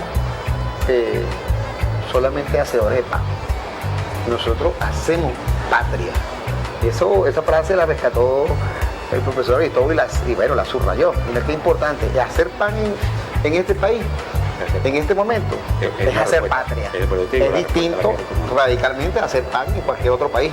Es decir, eso traduce muchas cosas, porque en este momento quien se mete a panadero resulta que no solo está guiado por la lógica, bueno, de organizar una unidad productiva, ¿no?, y ganarse el sustento del día a día y satisfacer la necesidad, sino que además incorpora este elemento de orden histórico, hacer patria, es hacer pan en este momento.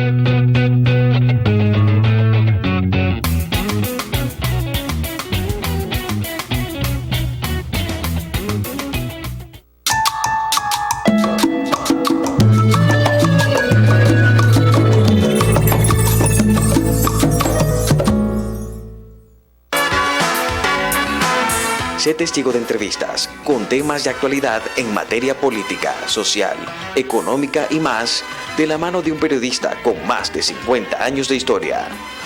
José Vicente Hoy, todos los lunes a las 9 de la noche por PDVSA TV, Nueva Era Petrolera.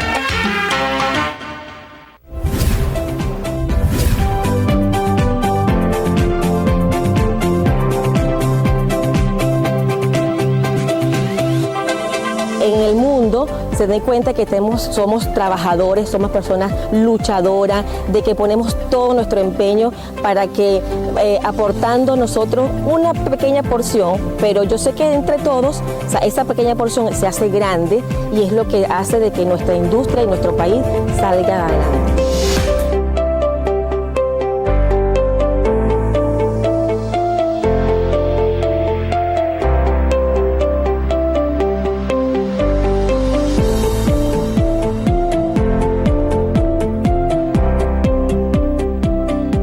Hoy, a las 7:30 de la noche, Venezuela más que petróleo, por PDVSA TV, Nueva Era Petrolera.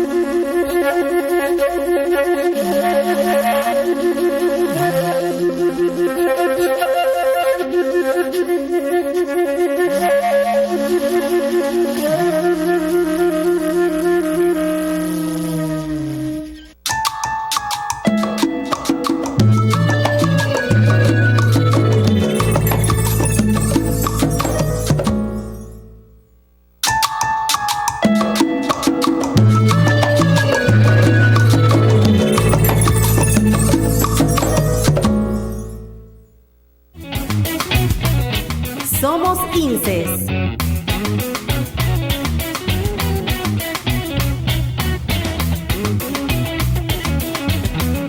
Así lo vemos.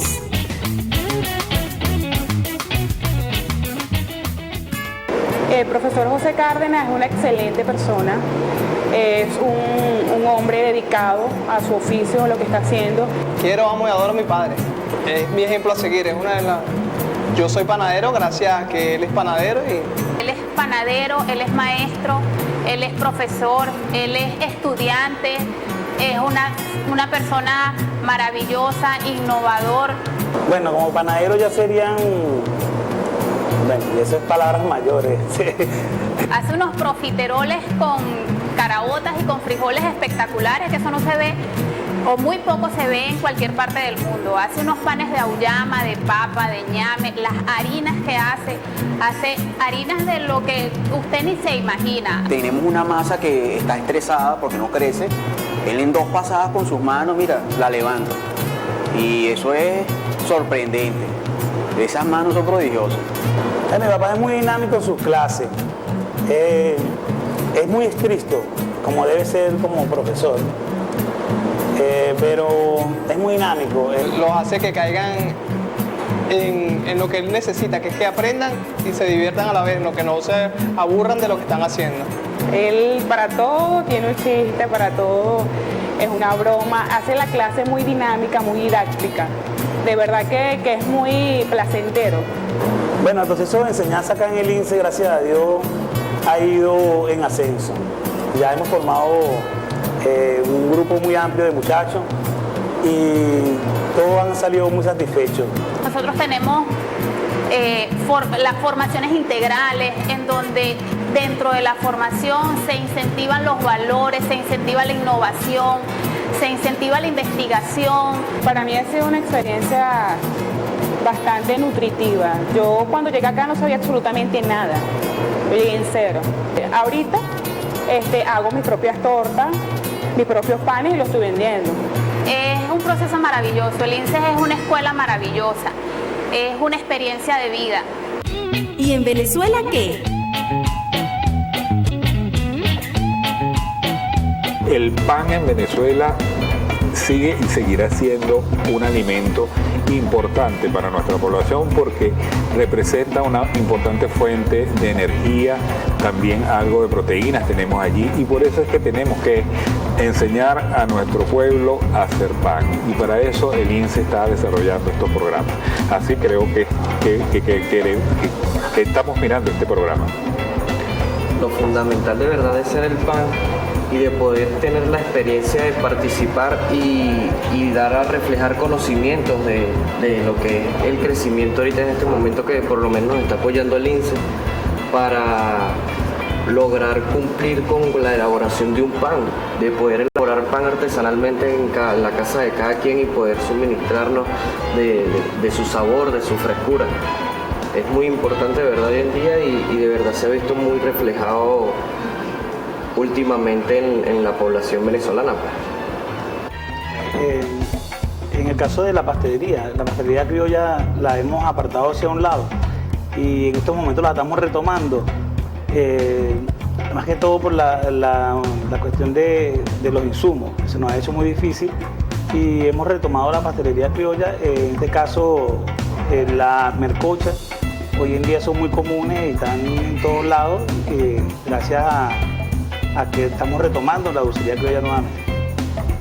No solamente, como él dice, la dulcería criolla, sino también la panificación artesanal. Hemos formado panaderías caseras y nos hemos valido también de los tubérculos, de harinas alternativas como el ocumo, como el ñame y todo eso para ayudar y fortalecer y hacer un pan de calidad. Sí, además de que también se le pueden agregar leguminosas como frijoles que enriquecen, me corrige el doctor aquí, si no es así. Pan sustituto y complemento.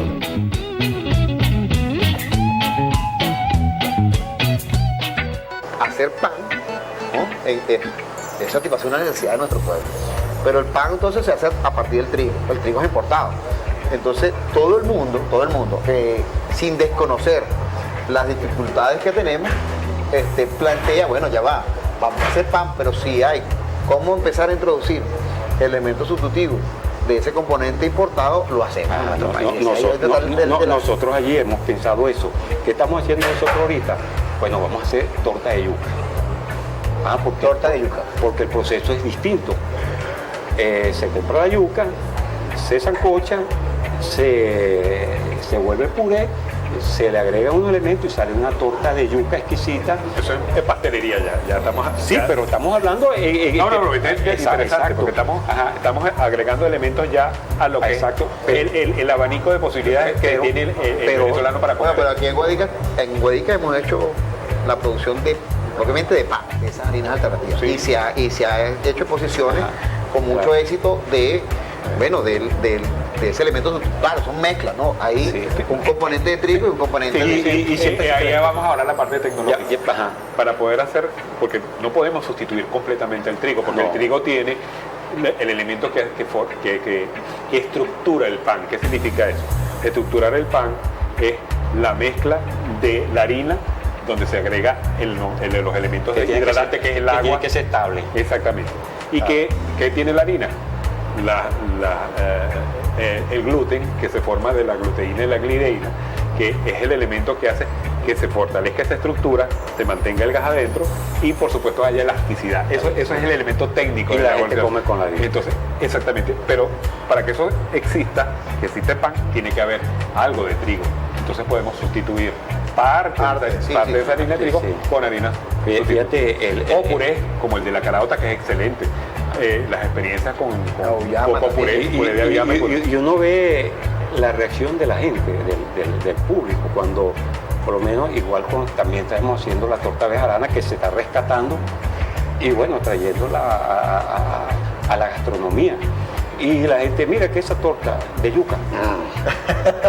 Ya va, pero como dice por ahí, no digas que no, si no la has probado. Hay que probarlo, sí. Entonces, bueno, la gente empezó y tal, y ahora llegamos a la torta de yuca. Se acabó la torta de yuca, igual que la torta bejarana, que tiene una historia muy bonita, que tiene que ver con la colonia, también se está rescatando. Entonces, ahí esa es la forma que nosotros podemos contribuir. ¿Se te puede decir entonces que a partir de esta situación adversa que ha significado la guerra económica, se ha convertido más bien en una extraordinaria oportunidad, porque entonces nos estamos juntando como colectivo para dar respuesta, para encontrarnos con estos sabores, ¿no? Que crisis se escribe como de oportunidades.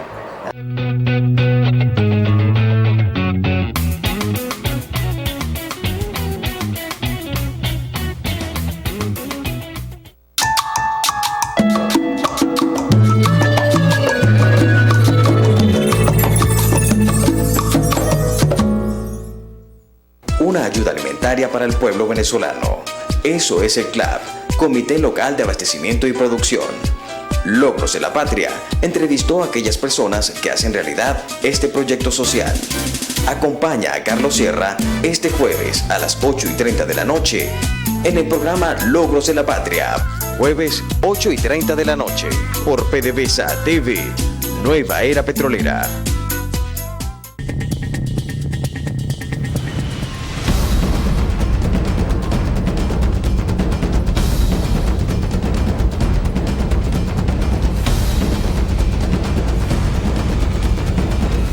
Territorio Esequibo, zona en reclamación venezolana. Pero ¿a quién pertenece este territorio? ¿Pertenece a Guyana o a Venezuela? La ExxonMobil le clavó sus garras al estamento político allá y colocó un presidente para que activara la gran provocación contra Venezuela. Venezuela está trazando una bordera, está desestabilizando una región estable del planeta. La avaricia por el oro resultó ser preponderante para que continuase la penetración de ingleses hacia la zona del territorio esequibo. Tras el oro negro, viernes 8 de la noche por PDVSA TV, Nueva Era Petrolera.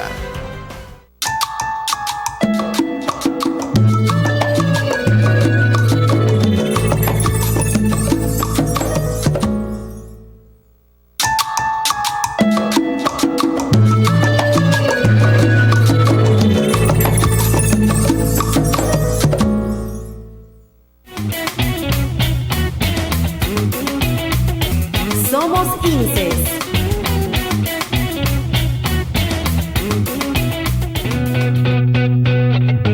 Pensum.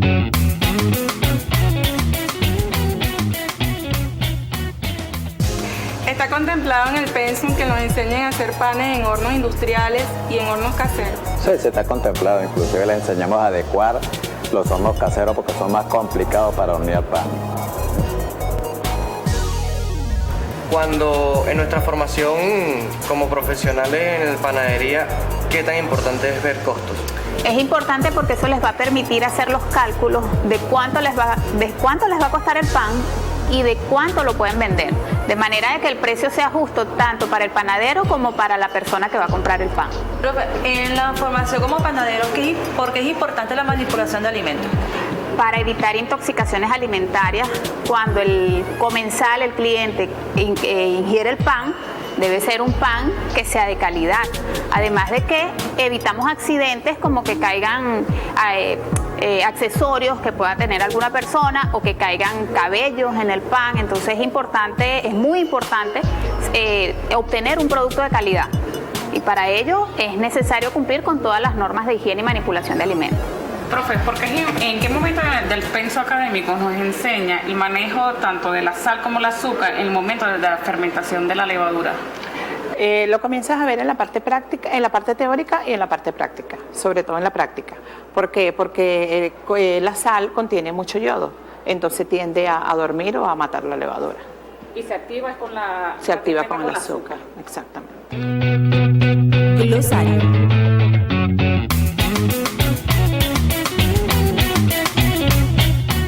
Fermentación. En panificación se entiende la fermentación como la etapa de acondicionamiento de la masa en la cual se desarrolla su sabor y olor agradable.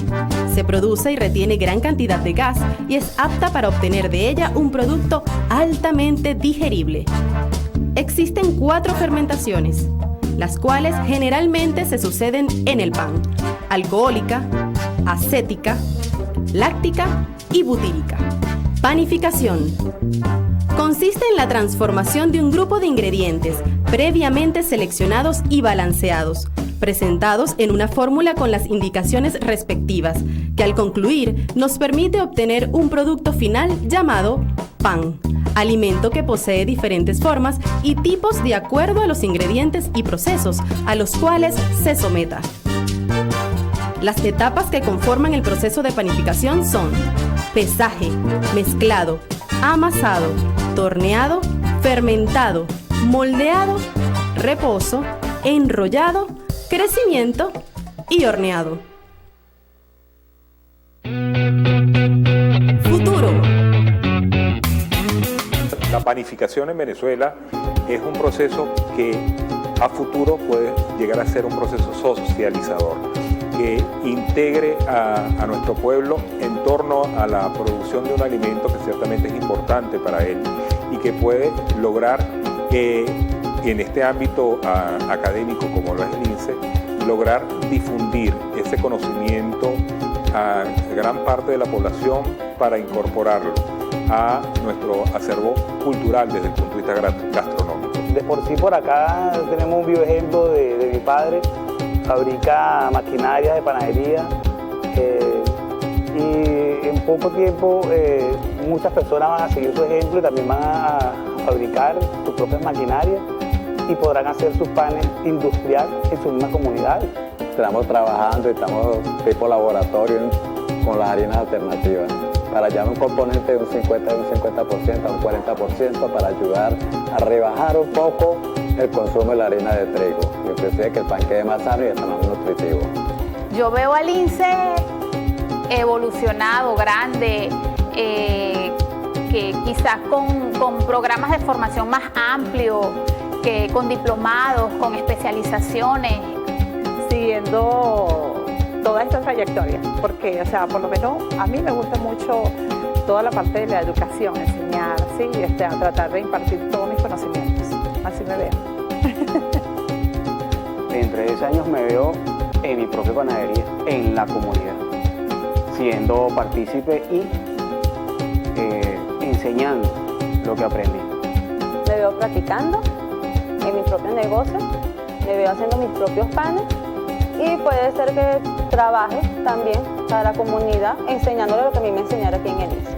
Mi futuro profesional y de vida está ligado a lo que ha sido mi pasión ya desde hace casi 20 años, que es la docencia.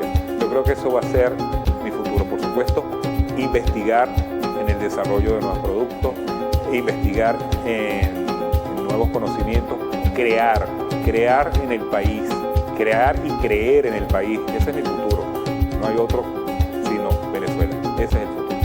Si Dios me lo permite, el INSE también, enseñando todavía. Si venga con mi bastoncito para acá, pero eso es lo que quiero y eso es lo que me gusta.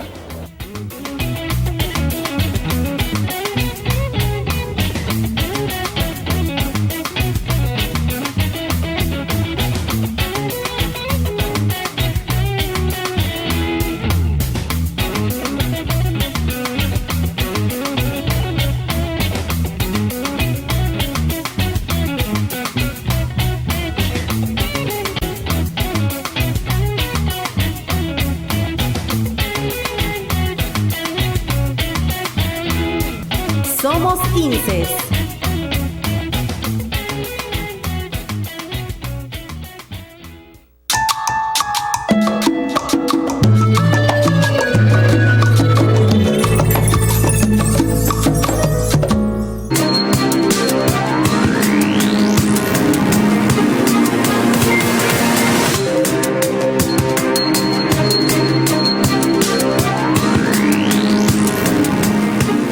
¿Qué tal? ¿Cómo están? Les saluda Edson Sánchez y feliz principio de semana. Vamos a comenzar de inmediato esta emisión de Impacto Económico presentando los titulares de esta jornada. Gobierno de Venezuela presentó para el presupuesto de la Nación para el año 2020. La inversión social sigue en el centro de la gestión del gobierno del país suramericano. El análisis llega al contexto con la mirada puesta en Chile. Hoy traemos el costo económico y social de la implementación del modelo neoliberal de Sebastián Piñera.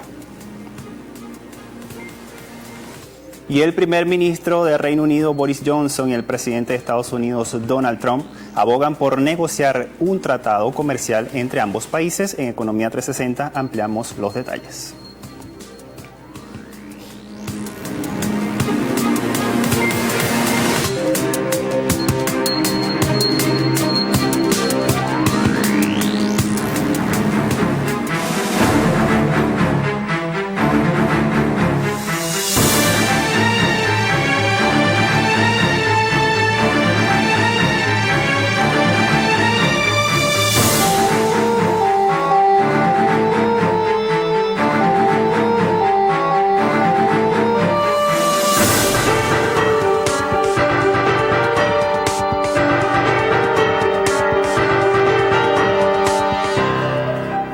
Las autoridades del Poder Ejecutivo y del Banco Central de Venezuela presentaron este lunes el presupuesto de la Nación que corresponde al año 2020. El instrumento se tiene previsto la ejecución de más de 400 proyectos y la mayor parte de los recursos están destinados a la protección social del pueblo venezolano. El proyecto de ley de presupuesto para el ejercicio fiscal del año 2020 fue presentado ante la Asamblea Nacional Constituyente por parte del presidente del Banco Central de Venezuela, Calixto Ortega, y la vicepresidenta del país, Delcy Rodríguez. De acuerdo a la funcionaria del Ejecutivo venezolano, el presupuesto estará destinado en su mayor parte a la inversión social. Podemos anunciar al país que el presupuesto del año 2020 tiene en su inversión social un número muy acertado de 75.9%, es decir, el 76% de los ingresos está destinado a la inversión social, al desarrollo productivo justamente. Es lo que nos ha pedido el presidente. Es un instrumento contra las desigualdades. El proyecto prevé unos 404 proyectos de desarrollo con especial atención a los servicios básicos, la infraestructura y la producción nacional. Además, aseguró que el presupuesto del venidero año estará destinado a quebrar el modelo racista impuesto en la nación por parte de Estados Unidos. Estará concentrada en economía productiva, en salud, en seguridad alimentaria, vivienda, desarrollo urbano y servicios, plataforma social patria, en educación, ciencia y tecnología. Asimismo, frente a los sucesivos actos de sabotaje contra el sistema eléctrico nacional, el gobierno venezolano anunció que ha hecho inversiones por valor de casi 500 millones de euros para la recuperación del servicio. El proyecto de presupuesto contó con la aprobación de la Asamblea Nacional Constituyente de Venezuela. Y en Argentina, las autoridades del Gabinete Económico fijaron el plazo límite para renegociar la deuda del país a partir del próximo año. El jefe del gabinete argentino, Santiago Cafiero, dijo que en el mes de marzo de 2020 será la fecha límite que tiene Argentina para renegociar la deuda pública. El gobierno del país suramericano mantiene diálogos con distintos acreedores para renegociar los compromisos en el corto plazo, siendo uno de sus representantes más a fondo el Fondo Monetario Internacional, al que la nación debe 44.000 millones de dólares. El funcionario señala que el gobierno nacional busca resolver las cuestiones de la deuda para que encajen dentro de un programa macroeconómico sostenible. Antes de finalizar 2019, tienen previsto que el ministro de Economía, Martín Guzmán, viaje a Estados Unidos.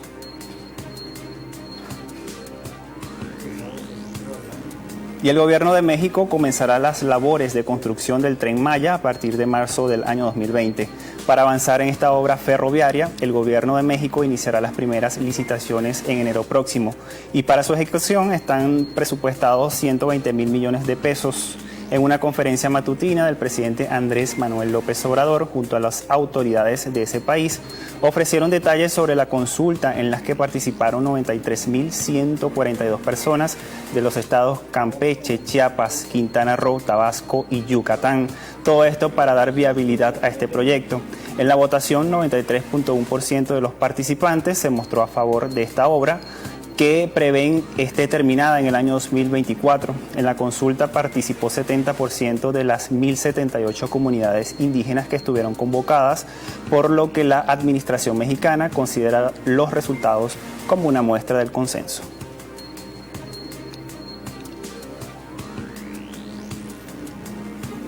Y las estadísticas sobre la proyección en la industria de los alimentos en Puerto Rico generan preocupación en los economistas. Vamos a ver cómo estará este sector durante el año próximo.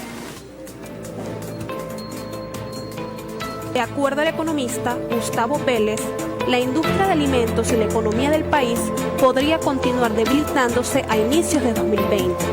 Entre los factores preocupantes que pueden alterar la industria del consumo están el recorte de 600 millones de dólares al programa de asistencia nutricional, el aumento del éxodo y el envejecimiento de la población. El especialista afirma que con el recorte a la asistencia nutricional, la industria de alimentos puede caer entre un 6 y 8%. A lo largo de los últimos años, la industria de los supermercados experimentó una contracción de 12% y los restaurantes de 4%. Esto quiere decir que en 2011 habían 3.900 establecimientos de restaurantes y en 2018 la cifra estaba en 3.700. Mientras que en el sector de supermercados, en 2010 había 972 establecimientos y en 2018 quedaban 793. Las proyecciones macroeconómicas de la industria alimenticia de Puerto Rico fueron organizadas por la Cámara de Mercadeo, Industria y Distribución de Alimentos. Los datos de la economía chilena la estaremos revisando al regreso de esta pausa. La invitación es para que se mantenga en nuestra pantalla.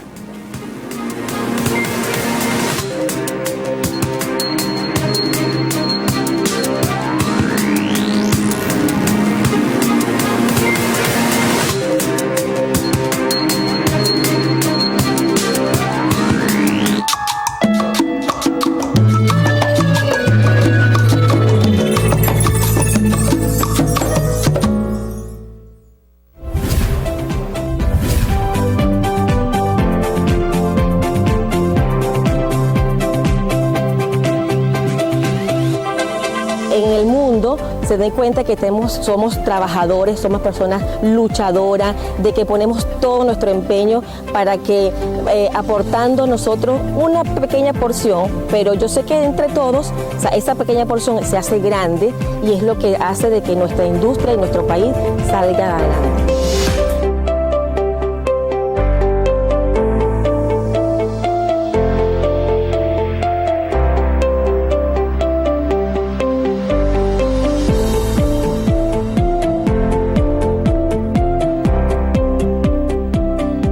Hoy, a las 7:30 de la noche, Venezuela más que petróleo, por PDVSA TV, Nueva Era Petrolera.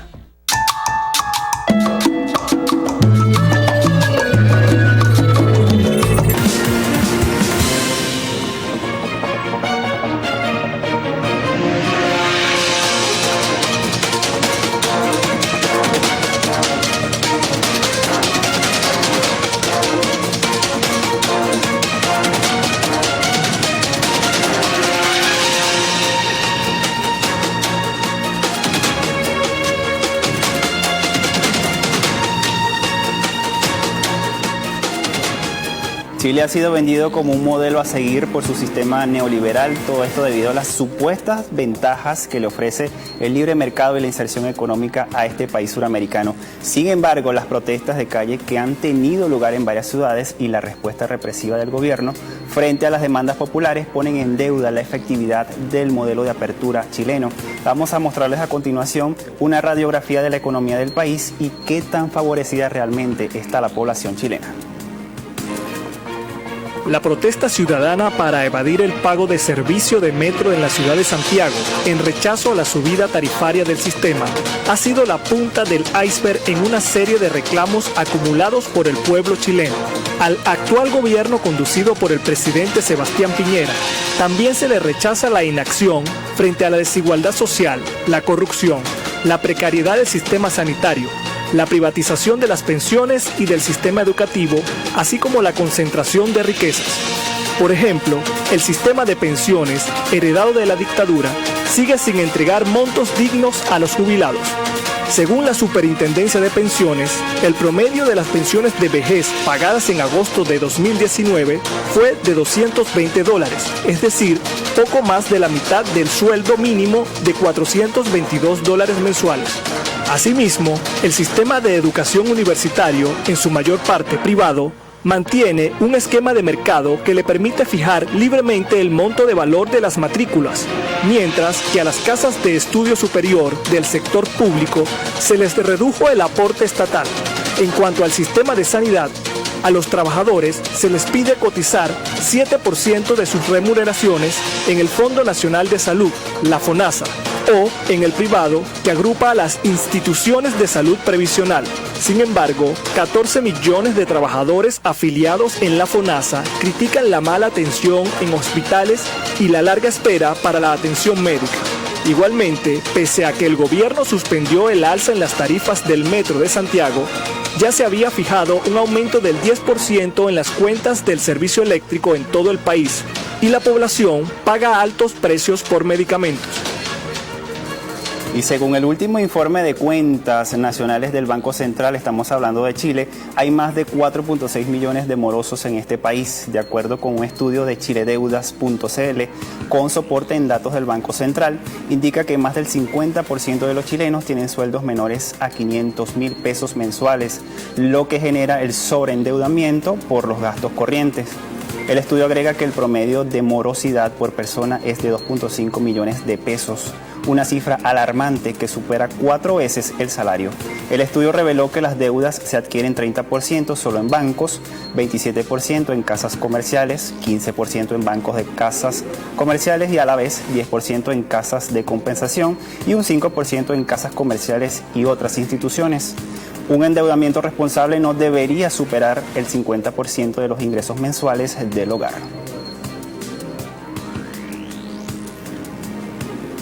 Y el actual ambiente económico del país del Cono Sur, al parecer, no es favorable para este sector empresarial. Vamos a ampliar los detalles a continuación.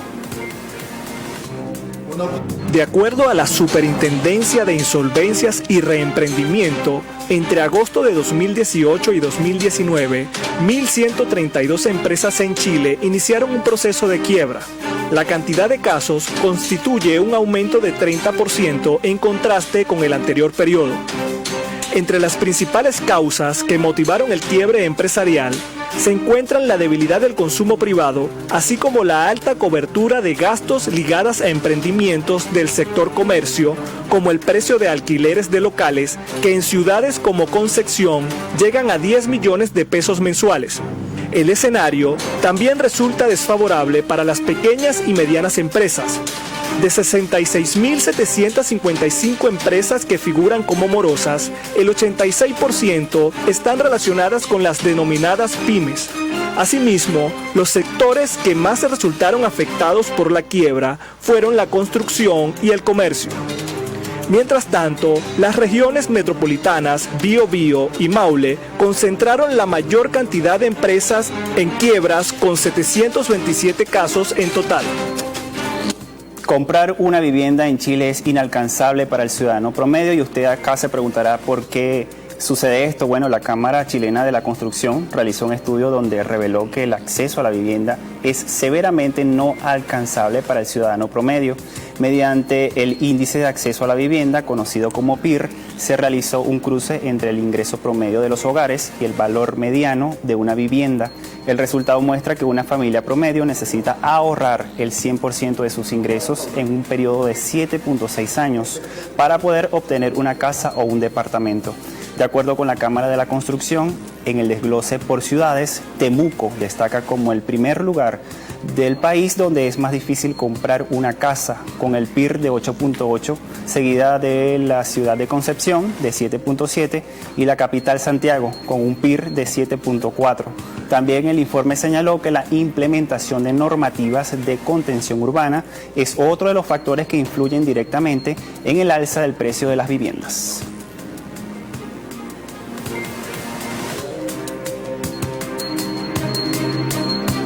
En la próxima parte estaremos hablando del Reino Unido y también de Estados Unidos. Manténgase en nuestra pantalla.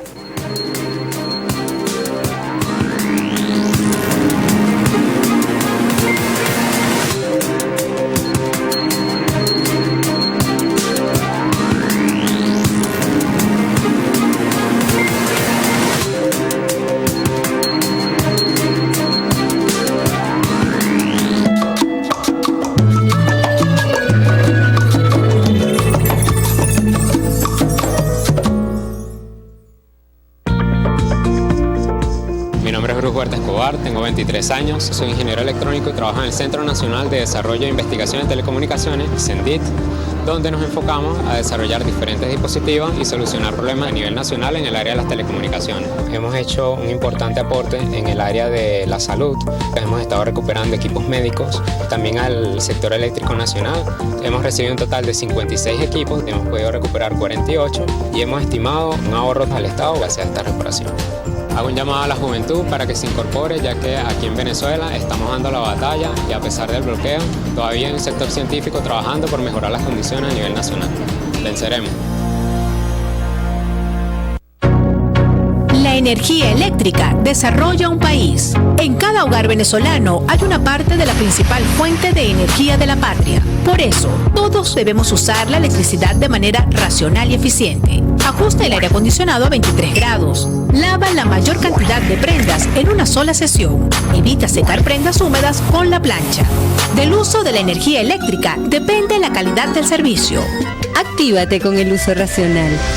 Hola, somos los guardianes eléctricos. Acompaña.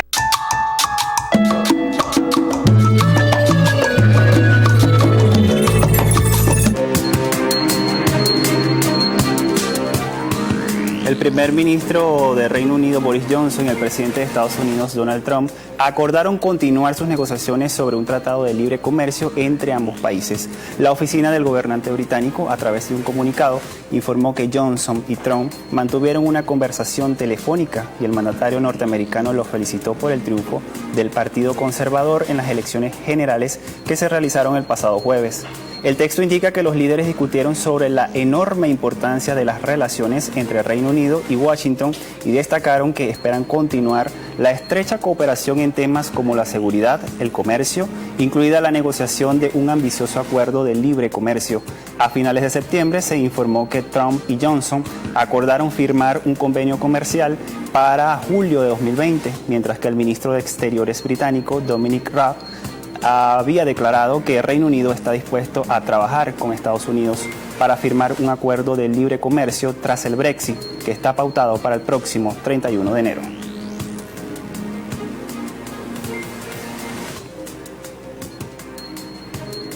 Y el presidente de Irán, Hassan Rouhani, visitará Japón el próximo viernes para reunirse con altos cargos del gobierno nipón.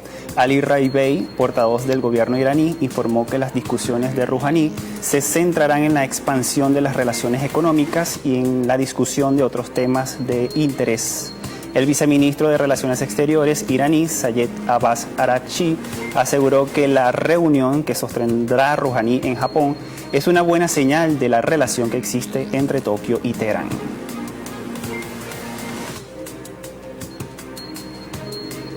El viaje del señor Rouhani a Japón no tiene nada que ver con cuestiones como las negociaciones con Estados Unidos. Sin embargo, nuestros amigos japoneses suelen transmitir mensajes o iniciativas que damos la bienvenida y examinamos seriamente. El Banco Europeo de Inversiones BEI proporcionó 45 millones de euros a la empresa eólica Dalina. Todo esto para construir 3 parques eólicos en Portugal, según un reporte publicado en el sitio de la entidad bancaria. El proyecto, cofinanciado por el Banco Portugués de Investimento, posee una capacidad total de 96 megavatios en el norte y oeste de la nación europea y creará 240 empleos durante su primera fase. Los 3 enclaves están dispuestos en el norte y el oeste del país. La financiación del BEI ayudará a Portugal a implementar el Plan de Acción de Energía Renovable del gobierno, que prevé el 80% del consumo bruto de electricidad del país que se generará a partir de fuentes renovables para el año 2030. Este proyecto contribuye al objetivo vinculante de la Comisión Europea de tener al menos 32% del consumo final de energía proveniente de este tipo de generación para el año 2030.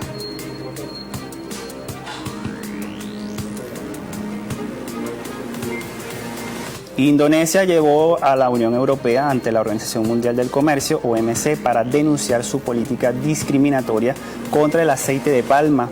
Agus Suparmanto, ministro de Comercio indonesio, a través de un comunicado informó que Indonesia envió oficialmente una petición a la Unión Europea para consultas el pasado 9 de diciembre. Esto significa la primera etapa de una queja ante la OMC. Los europeos consideran el aceite de palma como un biocarburante no sostenible por sus consecuencias en la deforestación. En consecuencia, en el contexto de la directiva RED II de la Unión Europea, decidió que el biocarburante a base de aceite de palma no podrá tenerse en cuenta para alcanzar los objetivos europeos de uso de energías renovables en el año 2030, por lo que instan a restringir su uso.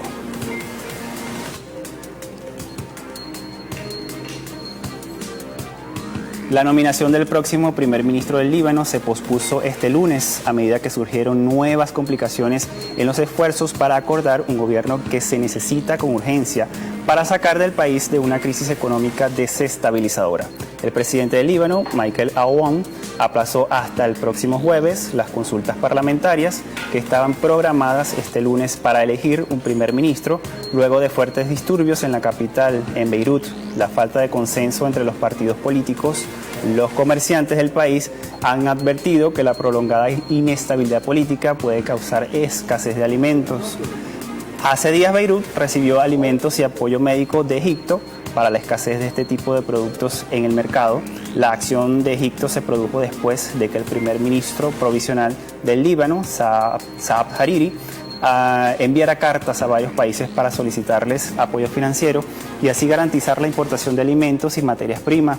En ese entonces, Hariri pidió más financiamiento a la Corporación Financiera Internacional, que es miembro del Grupo del Banco Mundial, para ayudar al país a mantener sus importaciones.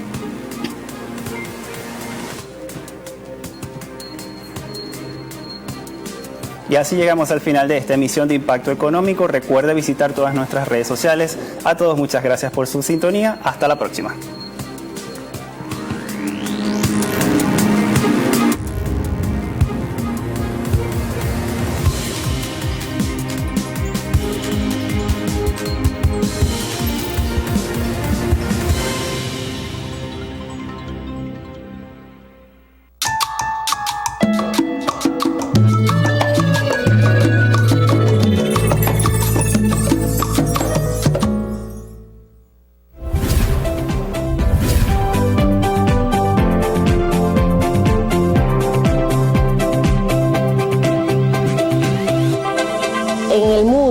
Se den cuenta que somos trabajadores, somos personas luchadoras, de que ponemos todo nuestro empeño para que aportando nosotros una pequeña porción, pero yo sé que entre todos, o sea, esa pequeña porción se hace grande y es lo que hace de que nuestra industria y nuestro país salga adelante.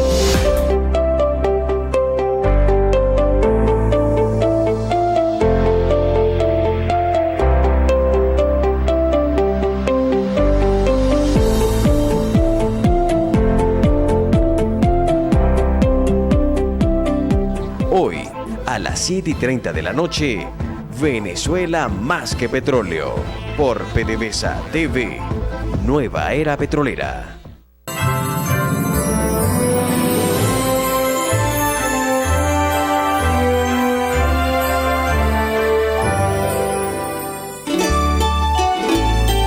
Noche de paz, noche de amor.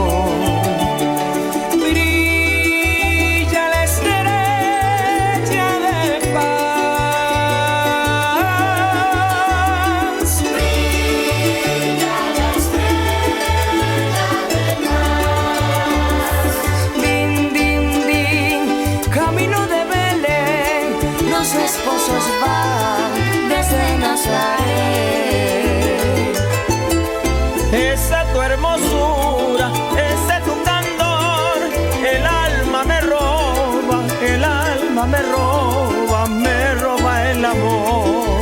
Niño lindo, ante ti me rindo, niño lindo, eres tú mi Dios. Niño lindo, ante ti me rindo, niño lindo, eres tú mi Dios. Soy muchas cosas más. Ven a mi casa esta Navidad. Por eso hay muchas cosas más. Ven a mi casa esta Navidad. Si la niña fuera andina y San José de los Llanos, de niño Jesús sería niño venezolano. Tendría los ojos negritos, quién sabe si aguarapao, y la cara tostadita del sol de por estos lados. Corre caballito, vamos a Belén, a ver a María y al niño también, y al niño también, dicen los pastores.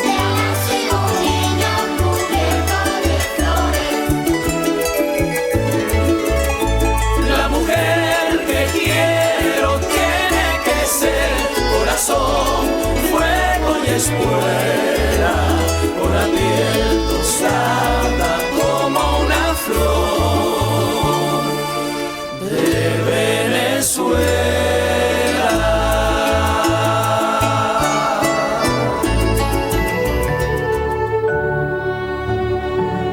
Aquí con estos niños y niñas, su alegría y su sonrisa, puedo decir que se respira en toda la patria un clima de unión, felicidad y paz. Al son de nuestras tradiciones, en cada hogar, en cada pueblo y en cada ciudad, nos reconocemos todos y todas como una sola familia, Venezuela. Sí, una sola familia, Cilia. Ya llegó la Navidad. La Navidad es el momento más hermoso del año, el momento en que se renueva la esperanza con la llegada del Niño Dios y su mensaje de paz y de amor. porque siempre la luz vencerá a la oscuridad. Siempre el canto le ganará a la tristeza. Por eso te deseo, patria mía, patria amada, junto a mi familia, una Navidad llena de amor. Un amor lleno de sueños y un feliz, próspero y victorioso año 2020. ¡Que viva Venezuela! ¡Que viva!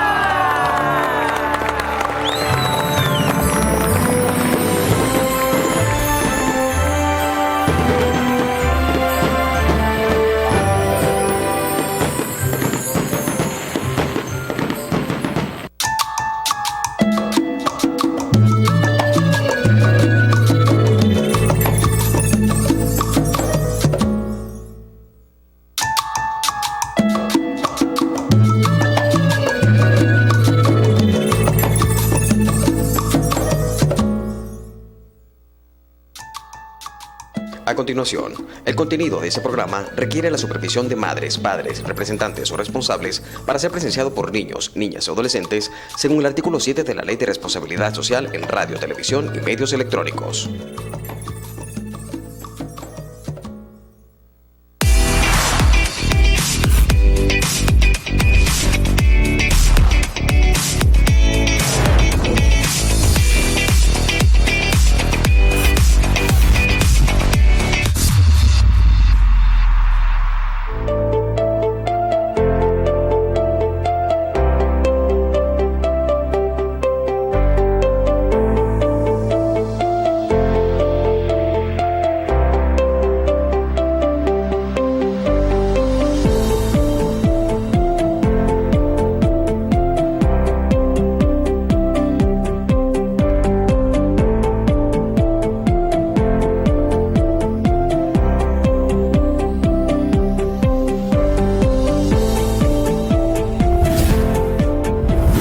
Michael Moreno, tengo 15 años de experiencia y actualmente ocupo el cargo de supervisor de control de gas, que está ubicado específicamente en el complejo Muscar, en donde hacemos vida día a día, y el complejo Muscar es el encargado de la recolección de gas que se produce a nivel de todo el norte de Moragas. Es un gas asociado al petróleo que se produce aquí en el estado.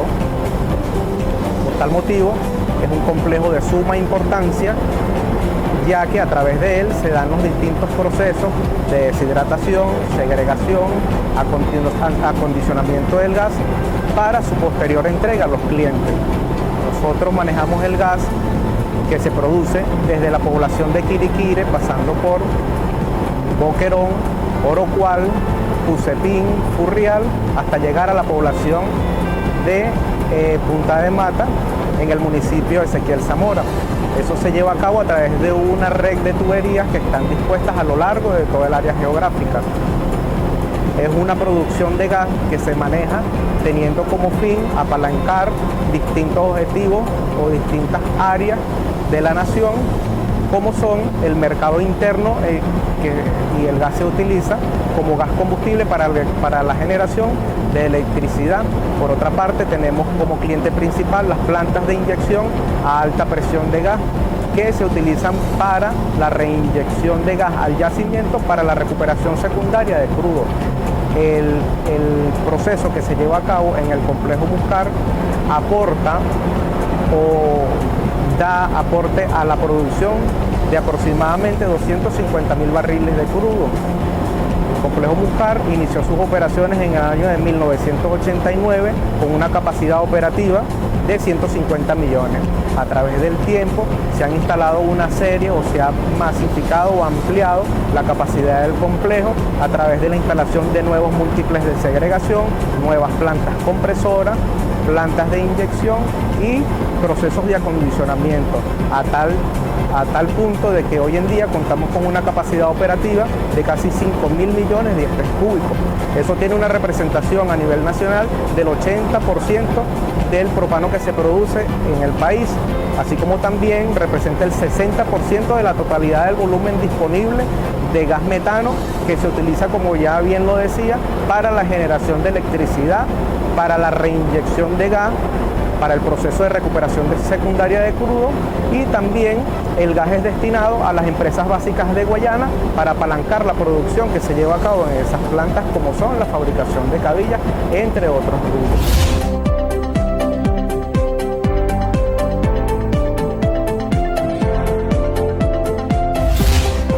El significado de la palabra Muscar es un componente entre Musipán y Carito, que son las poblaciones que tenemos a nuestro alrededor.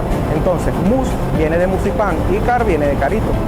La diferencia principalmente que tiene el complejo Muscar es la capacidad de manejo por su gran volumen que maneja en la actualidad.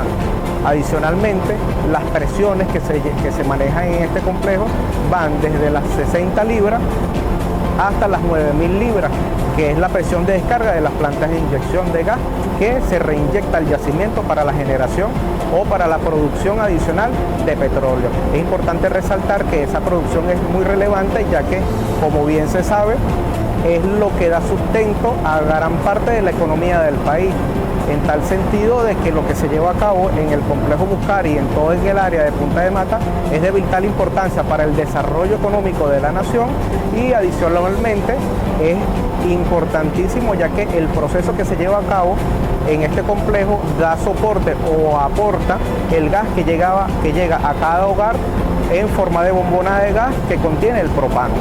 También aquí contamos, para adicionar algo más de lo que ya he comentado, para llevar a cabo las operaciones de manera óptima, contamos con un personal calificado, dispuesto a seguir día a día, comprometido con el país, comprometido con la industria, que a pesar de las adversidades que actualmente tenemos, pues estamos en disposición plena de seguir apalancando la economía y la producción, tanto de gas como de crudo, para los distintos objetivos que tenemos.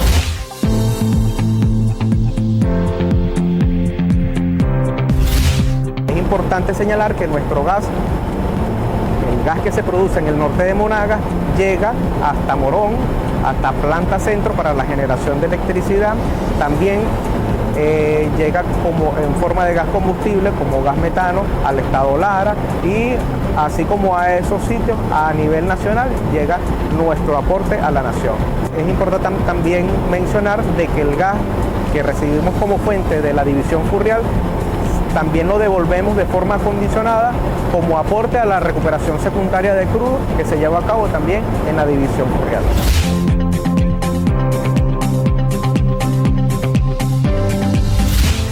El pertenecer a las filas de PDVSA me ha hecho crecer de manera profesional.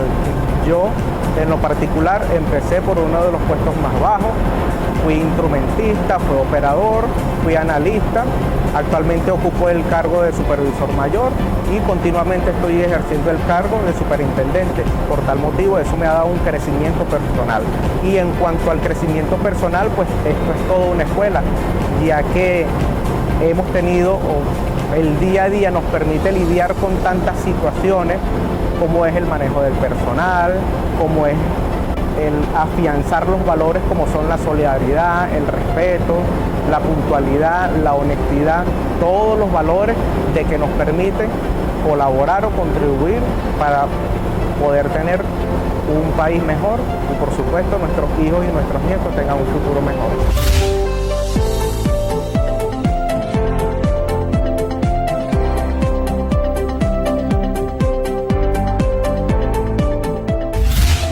Más orgulloso no puedo estar de pertenecer a las filas de PDVSA, ya que desde aquí siento que aporto y ese aporte me llena de satisfacción, ya que como buen patriota quiero que mi país surja y sea lo mejor o estar entre los estándares principales de calidad a nivel mundial.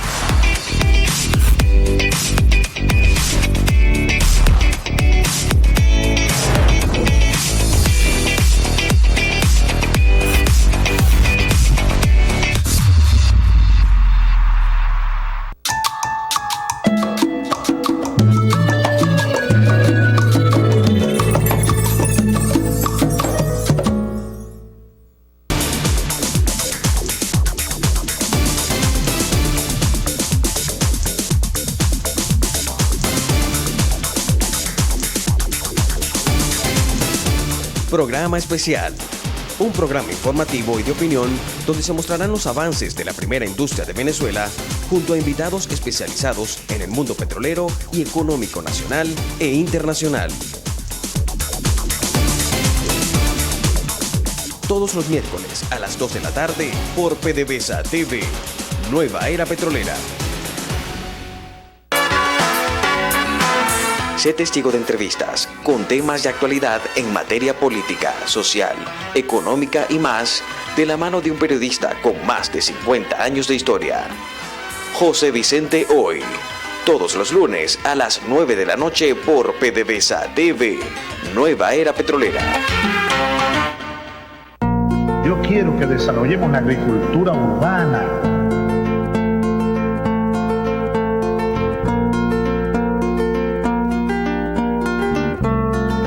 Hay muchos terrenos que son baldíos. Este era uno de ellos, ¿no? Cuando llega el comandante, de recuperar tierras y bromas ociosas, se decidió hacer lo que es la agricultura urbana dentro de este espacio. Sembrar la tierra, pues.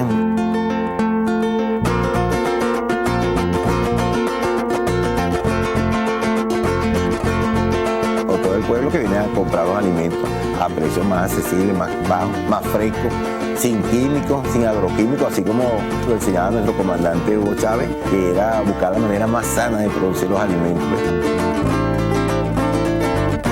En la agricultura está el sustento del venezolano.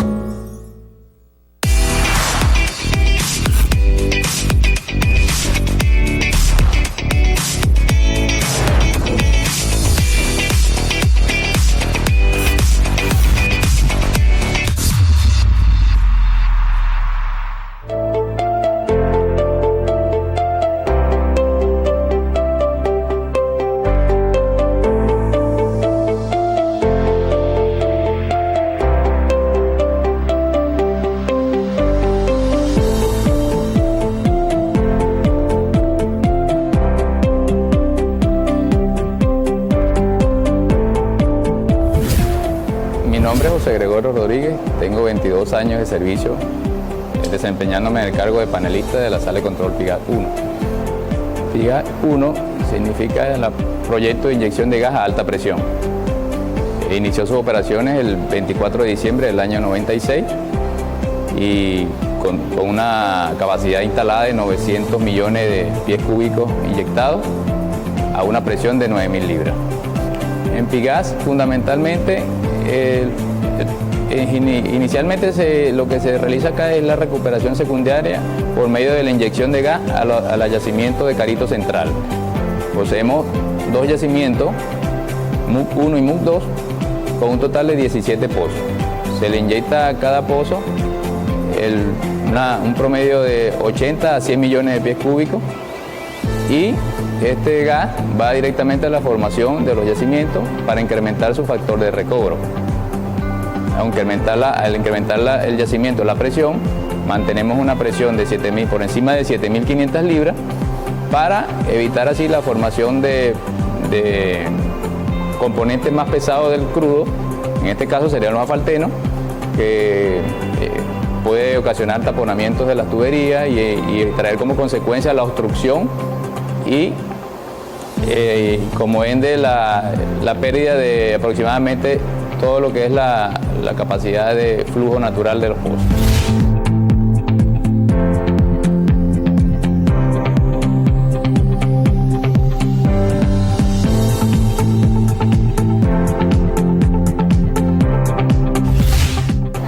Yo me encargo principalmente de controlar lo que es las turbinas, lo que es los componentes de la turbina, todo lo que es los parámetros operacionales de los trenes de compresión. Nosotros acá en PIGAC tenemos 5 trenes de compresión, cada uno con capacidad de 180 millones.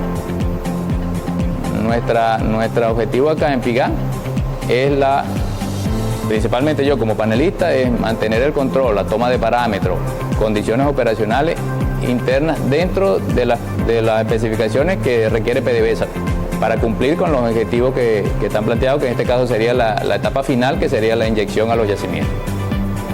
Okay, los procesos de Epigas son básicamente la succión de la planta de 1200, una presión de 1200 que viene con un gas condicionado ya bajo unas condiciones de temperatura, presión y humedad que debe estar por debajo de 5 libras, una presión de 1200 a la entrada de la planta, y eso pasa a través de unos trenes de compresión, ¿ves? Que va en multietapa, que va de la primera etapa, que es de 1200, lo eleva a 3000, de la segunda etapa lo eleva a 3000 a 5600 y la tercera etapa de 5600 a 9000 libras.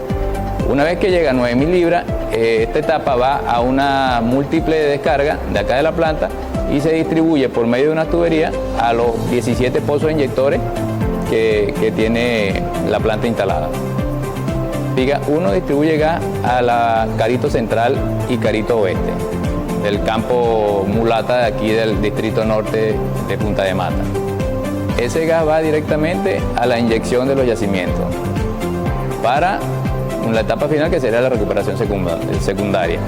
Nosotros, asociado a esto, se incorporó acá a la planta el manejo de gas leak, que es la inyección de levantamiento artificial por inyección de gas. En este caso manejamos unos 70 millones que se desvían hacia la parte de gas leak, y esta parte de gas leak aproximadamente nos produce actualmente unos 28.000 barriles por día.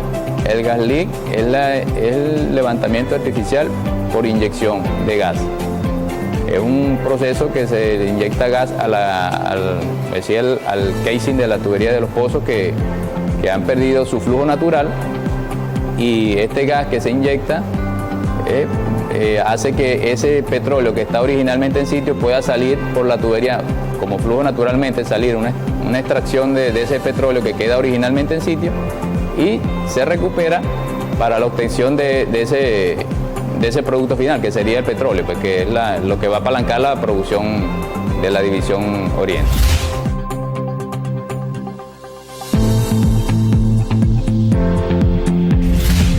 Una de mis anécdotas que me ha marcado más fue cuando el paro petrolero, que básicamente tuvimos 24 horas acá tratando de levantar la planta, que había sido víctima de vandalismo, de destrucción de equipo, y básicamente compartimos mucho. Eso fue una experiencia porque tuvimos que resolver cosas que normalmente no lo hacíamos nosotros dentro de nuestra rutina diaria, pero tuvimos que hacerlo nuevamente, básicamente con las manos, que lo poco que teníamos de herramientas, pero logramos activar la planta nuevamente, y eso fue muy enriquecedor en ese momento.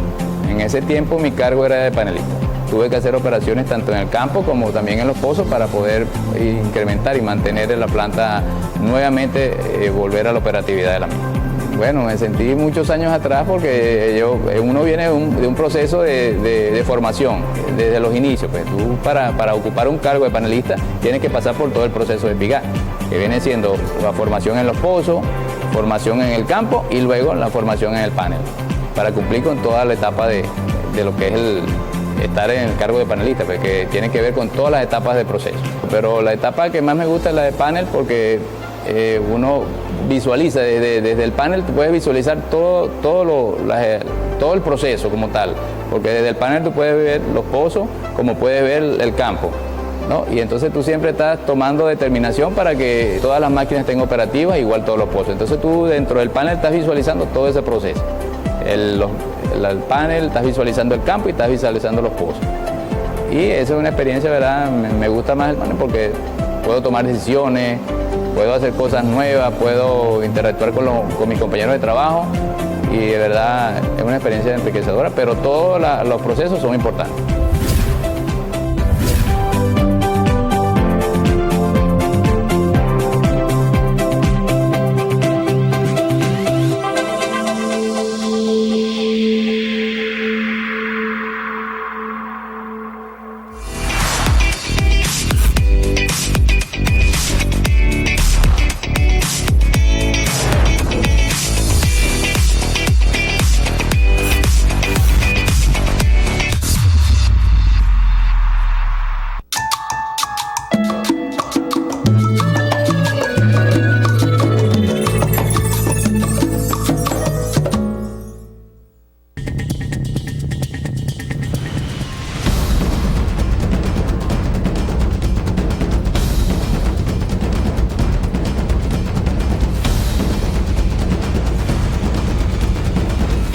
Territorio Esequibo, zona en reclamación venezolana. Pero ¿a quién pertenece este territorio? ¿Pertenece a Guyana o a Venezuela? ExxonMobil le clavó sus garras al estamento político allá y colocó un presidente para que activara la gran provocación contra Venezuela. Venezuela está trazando una bordera, está desestabilizando una región estable del planeta. La avaricia por el oro resultó ser preponderante para que continuase la penetración de ingleses hacia la zona del territorio esequibo. Tras el oro negro, viernes 8 de la noche por PDVSA TV, Nueva Era Petrolera.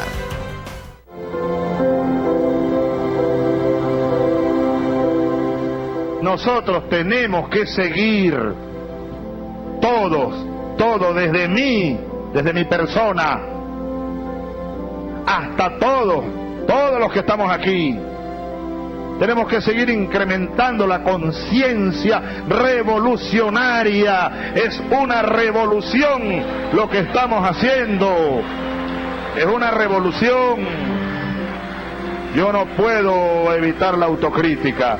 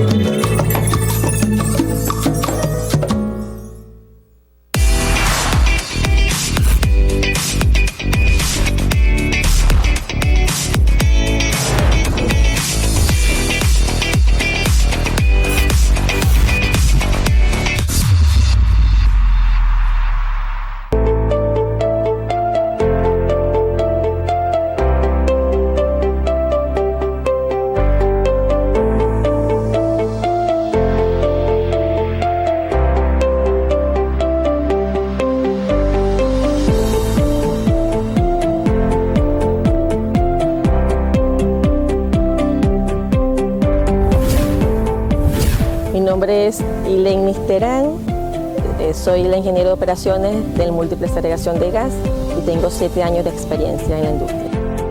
En el área del múltiple segregación de gas tenemos 2 múltiples, un múltiple principal que es el múltiple de segregación. Allí recibimos corrientes de 9 fuentes, 3 estaciones y 6 plantas compresoras. Las 3 estaciones es Carito, COT y COA.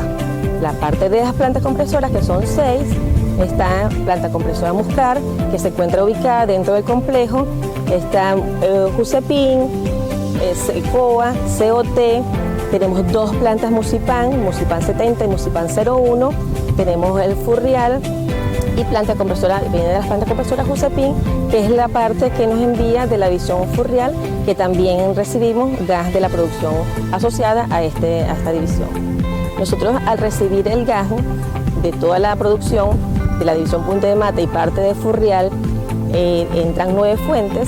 Allí segregamos el gas según las corrientes de mayor riqueza en GPM, las segregamos o mezclamos, luego pasa por un sistema de colectores, allí se extraen o se separa un poco los líquidos o agua que trae el gas.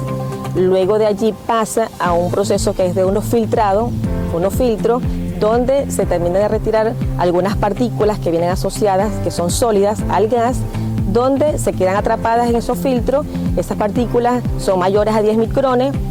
Esto es un proceso para ir limpiando el gas, para luego ser entregado a nuestro cliente. En este caso, nuestro cliente es Santa Bárbara Extracción. Allí ellos se encargan de retirar los líquidos condensables del gas, tienen su producción de LGN y parte de ese gas nos devuelven en un gas residual, que es el gas seco, que lo utiliza la planta de inyección PIGAT 1, que es inyectado al yacimiento. Es el múltiple principal de segregación. Tenemos un múltiple secundario, que es el múltiple de facilidades de manejo y transmisión. Allí también llegan las corrientes de gas de la división, en este caso son 6 corrientes de gas, que llega allí de 6 fuentes, pero en este caso lo utilizamos este múltiple para nosotros mezclar y enviar ese gas a la parte de mercado interno. En ese múltiple pasan por allí el gas que nosotros dirigimos o enviamos a mercado interno. Este gas va a otra planta de extracción en Anaco que se llama San Joaquín, y así en San Joaquín ellos envían el gas residual a la parte que es centro, que es utilizado en las plantas de termoeléctrica, en las industrias básicas, en la petroquímica y así a sus clientes que tienen PDVSA Gas.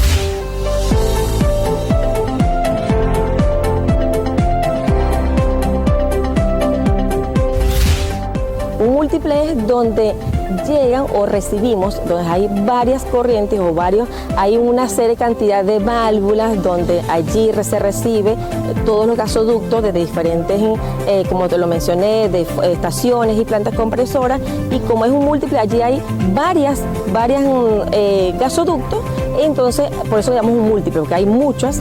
En este caso tenemos 9 gasoductos que convergen allí, entonces por eso es un múltiple. Allí recibimos todo el gas y entonces ahí separamos, lo segregamos, filtramos y luego lo enviamos a nuestros clientes, que en este caso es procesamiento PDVSA Gas de extracción Santa Bárbara.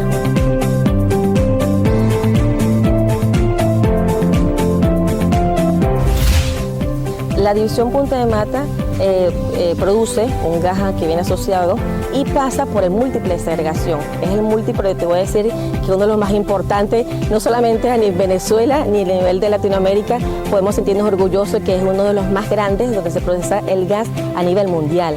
O sea, nosotros podemos sentirnos orgullosos de que nosotros procesamos y manejamos muchísimo el gas, que yo creo que muchos países soñarían de tenerlo. Hay una sola fuente, te puedo decir, de que una fuente maneja lo que maneja un país entero, ¿verdad? Y está aquí en Latinoamérica, no lo voy a mencionar, pero está aquí en Latinoamérica y es un orgullo para nosotros de que nosotros allí en el complejo Muscar se maneje esa cantidad de millones de pies cúbicos de gas. Mira, de Muscar es muy importante todos los procesos que allí, es un complejo que allí podemos tener todos los procesos donde se maneja el gas, de todo, acondicionamos, se comprime. El múltiple de segregación recibe todo el gas que se maneja, tanto en la inyección como en la compresión, ¿sabes? Es el múltiple que recibe todo el gas de la división Punta de Mata. O sea, es el múltiple, es el área más importante porque allí es donde recibimos todo lo que se maneja en el complejo Muscar.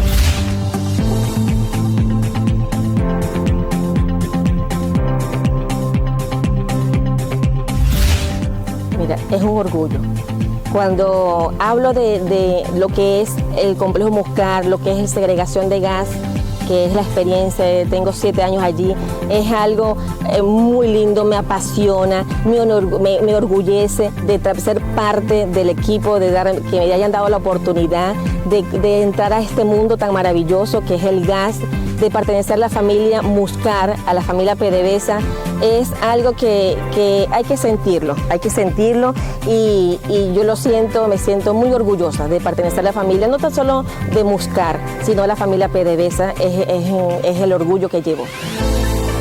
El amor a mi trabajo, el amor a mi país, el amor a mi familia, es lo que me lleva y lo que me motiva cada día de salir y de luchar y de poder aportar mi granito de arena para que no solamente nuestra amada industria, que es PDVSA, sino toda la nación, toda Venezuela salga adelante y que en el mundo se den cuenta que somos trabajadores, somos personas luchadoras, de que ponemos todo nuestro empeño para que aportando nosotros una pequeña porción, pero yo sé que entre todos, o sea, esa pequeña porción se hace grande y es lo que hace de que nuestra industria y nuestro país salga adelante.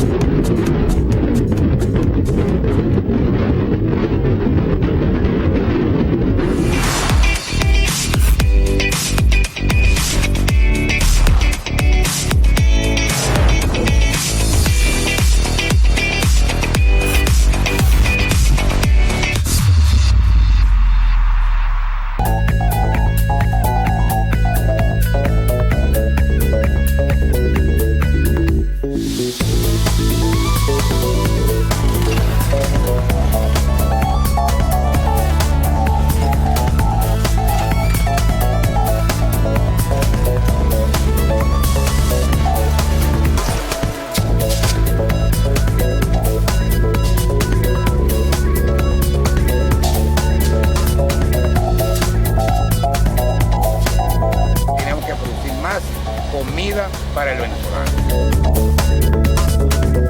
Lunes, a las 7:30 de la noche, Venezuela más que petróleo.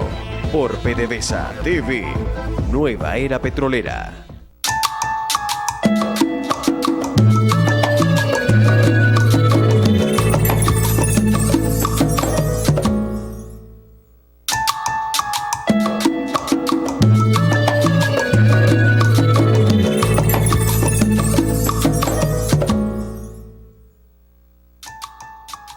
A continuación, el contenido de este programa requiere la supervisión de madres, padres, representantes o responsables para ser presenciado por niños, niñas o adolescentes según el artículo 7 de la Ley de Responsabilidad Social en Radio, Televisión y Medios Electrónicos.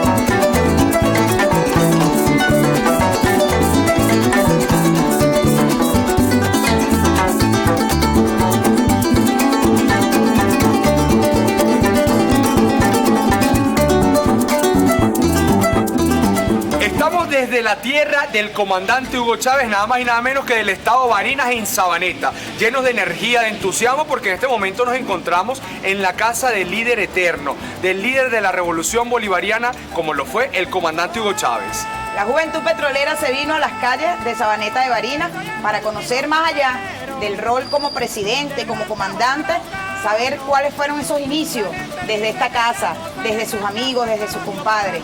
Aquí estamos y le damos la bienvenida a través de las cámaras de PDVSA TV a quienes compartieron en lo personal con nuestro comandante y nuestro líder eterno Hugo Chávez. Vamos a darle la bienvenida al señor Marco. Señor Marco, vamos a hablar de ese acercamiento que tuvimos nosotros con el comandante desde sus inicios. Bueno, sí, pues, agradecido con ustedes pues por estar en esta tierra tan digna, tan fructífera. Y compartir con ese gigante una edad de adolescente, de infancia. Para nosotros a veces se nos hace difícil creer que haya transcurrido tan rápido tantas cosas. Aquí donde compartimos, tuvimos la dicha nosotros de cuando era la Sabaneta de las calles de tierra, cuando era la Sabaneta de las 4 casitas, la Sabaneta del Julián Pino, la Sabaneta de la casa de la Mamá Rosa, donde compartíamos con la pelotica de goma, el juego de metra, el juego de trompo, hacíamos la zamura, todos compartíamos allí mancomunadamente, todos los amigos de Hugo. Y desde aquí, donde ese muchacho cargado de sueños, por un amor inmenso por nuestra patria, desde aquí queremos entonces darles a conocer tantas cosas que cuando niños llevaba ese joven por dentro. Era el amor a la patria, era el amor a su pueblo, el amor a su gente. Aun cuando vendiendo sus arañitas compartía tantas cosas con tanto pueblo, con tanta gente adulta, con tanto dolor, con tanto sacrificio que se crió, que nos criamos, porque en la alpargatica, cuidando la alpargatica, jugando la pelota de goma, siempre nos quitábamos la alpargata a veces para colocarla de base. Y fueron tantos recuerdos que llevamos de ese gigante, porque ese gigante nació aquí para dicha y fortuna de nosotros y de todo el pueblo de Venezuela. Nos llena de entusiasmo estas palabras porque de verdad llegar a esta casa, ver estos espacios, nos llena de una energía impresionante, señor Alfredo, conocido también como el popular mono entre los amigos del comandante Chávez. Quisiera que me contara también acerca de esas anécdotas cuando el comandante estaba un poco en su infancia, en su adolescencia, viviendo en estos espacios, en estas calles. ¿Qué recuerda usted del comandante Chávez? Bueno, son innumerables las cosas que pudiera decirte, ¿verdad? Un muchacho humilde, con un amor hacia la gente inmenso, ¿verdad? Con un corazón tan grande que bueno, que lo repartió para todo el mundo, ¿verdad? Un hombre tan sencillo. Él desde su niñez, pues, te digo, ya se notaban rangos de algunas cosas de lo que iba a hacer Chávez, ¿verdad? un excelente pelotero, al frente jugando con la pelotica de goma, las 40 matas, policías y ladrones, tantas cosas. Ahí en el Julián Pino, ahí están las notas, ¿verdad? Una de las mejores notas que hayan pasado por el Julián Pino eran las de Hugo. Y era el que hacía el trabajo de casi todos nosotros, porque nosotros éramos bien flojos para estudiar. Y Hugo le ponía eso, después que él hacía todos los trabajos, él salía a compartir, hacia el papagayo, la metra, tantas cosas. En el estadio ya se veían los rangos de lo que iba a ser el pelotero, que iba a ser Hugo, y aquel amor que tenía, aquella calidad humana tan extraordinaria, ¿verdad? Lamentando el caso, pues, se nos fue antes de tiempo, no, lo mataron, mi padre lo mataron, porque ese era mi compadre, aparte de mi compadre era mi hermano, y él siempre lo decía, que íbamos a pelear por una novia. Yo fui el del pleito con él por una novia. Bueno, pero para eso están las cámaras de PDVSA TV, para que conozcamos lo que fue ese inicio, lo que fue ese Chávez amigo. Ahora el señor Pedro, quien es más conocido como Pedro Miniteca, le tocó apoyar a su amigo con el que jugaba pelotique goma, a lo que fue su inicio en la campaña desde Sabaneta. Desde montarle una tarima, un sonido. ¿Cómo fue esa experiencia, señor Pedro, apoyar a ese amigo de la infancia a que empezara a irse al mundo político, al mundo de lograr tener esa presidencia? Bueno, muchísimas gracias. Desde el 26 de marzo que sale nuestro comandante Chávez desde Yare y se me voy a la catacumba del pueblo, llegué aquí el 29 de marzo, 3 días después, montamos la tarima frente a la Plaza Bolívar. Una multitud de gente, canales de televisión regionales, nacionales e internacionales. Ya Hugo Chávez llevaba dentro de su alma, dentro de Yare, y se inició en la parte política. Y ahí, desde ese inicio, el grupo que se formó aquí de los amigos del comandante Chávez para respaldar esa candidatura a nuestro comandante. Sale en 98 como presidente, el grupo de compañeros de Sabaneta de Barinas lo acompaña, a Rayo, Alfredo, personas. Yo para esa época ya tenía 21 años, un compañero ya un poquito más de edad que yo, el menor de la partida, como dice siempre Alfredo aquí, de contar las historias. Luego de esto, cuando vino el 1 de octubre del año 2012, nuestro comandante Chávez, 1 y 1 minuto de la tarde, llega a la Plaza Bolívar de Sabaneta, donde recuerda y dice: el nido de mi vida, el nido de mi corazón. Es importante todas estas anécdotas, Sinamaique, compañeros, porque nos hacen trasladarnos un poco a esa historia del comandante Chávez desde sus inicios, su adolescencia, pero también su presidencia. Mencionaba Alfredo parte de lo que fue que nos asesinaron al comandante Chávez.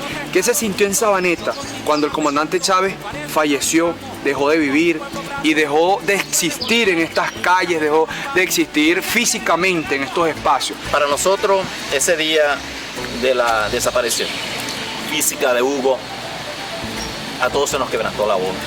Todos sentimos que se nos fue el alma, porque era el amigo fiel, era el amigo de un pueblo. Marco, increíble cómo el compañero de clase, el que jugaba pelotique goma con nosotros en la calle, resultó ser un líder latinoamericano, un líder mundial. Un recuerdo del comandante Chávez, que por supuesto que lo vas a tener siempre en la mente, que lo podemos decir aquí en cámara, por lo que nunca lo vas a olvidar. Mira, ¿cómo puede olvidar uno a un ser, a una persona con un corazón tan extraordinariamente humanizado? ¿Cómo se puede olvidar? Aparte de la hermandad. No solamente nosotros por la hermandad, sino el mundo entero. Porque que Hugo Chávez llegó a ser el presidente, como te digo, de los humildes, de los afligidos, de los indios, ¿verdad? De todo. Pedro, este espacio, este patio que estás mencionando, yo quisiera que cortamente, porque bueno, ya estamos finalizando este segmento de Juventud Petrolera. Si el comandante Chávez estuviera aquí, en este patio con nosotros, representativo de su hogar, ¿qué mensaje le daría a todos nuestros televidentes de Juventud Petrolera, a todos los televidentes de PDVSA TV? Bueno, si nuestro comandante Chávez estuviera aquí, le dijera comandante, somos tus amigos, ustedes invitados de hoy, son sus amigos, él le diera a ustedes, estoy vivo dentro de ustedes, el alma bolivariana la llevarán ustedes en adelante. Porque uno está de paso en esta vida, como lo dijo él una vez, desde mi patio, de mi cercanía, de mi patio donde yo nací, llevaré esa flamante candela bolivariana, de decir, alma, corazón, patria, Venezuela y el mundo. Latinoamérica te quiere y de nosotros mismos, los amigos de Chávez, te decimos, comandante, fiel a nuestra revolución. Así es, así como es fiel esta juventud petrolera, como lo es nuestra PDVSA Potencia, cómo hablar del comandante Chávez en tan poco tiempo. Así es, en este momento pues nos vamos directamente a PDVSA Gas a disfrutar de lo que es el área operacional, porque este programa abarca todo lo que tiene que ver con la cultura, tradición, pero también nuestra industria petrolera. Así que no se pierdan la próxima parte de Juventud Petrolera. Señor Alfredo, ¿qué pasó?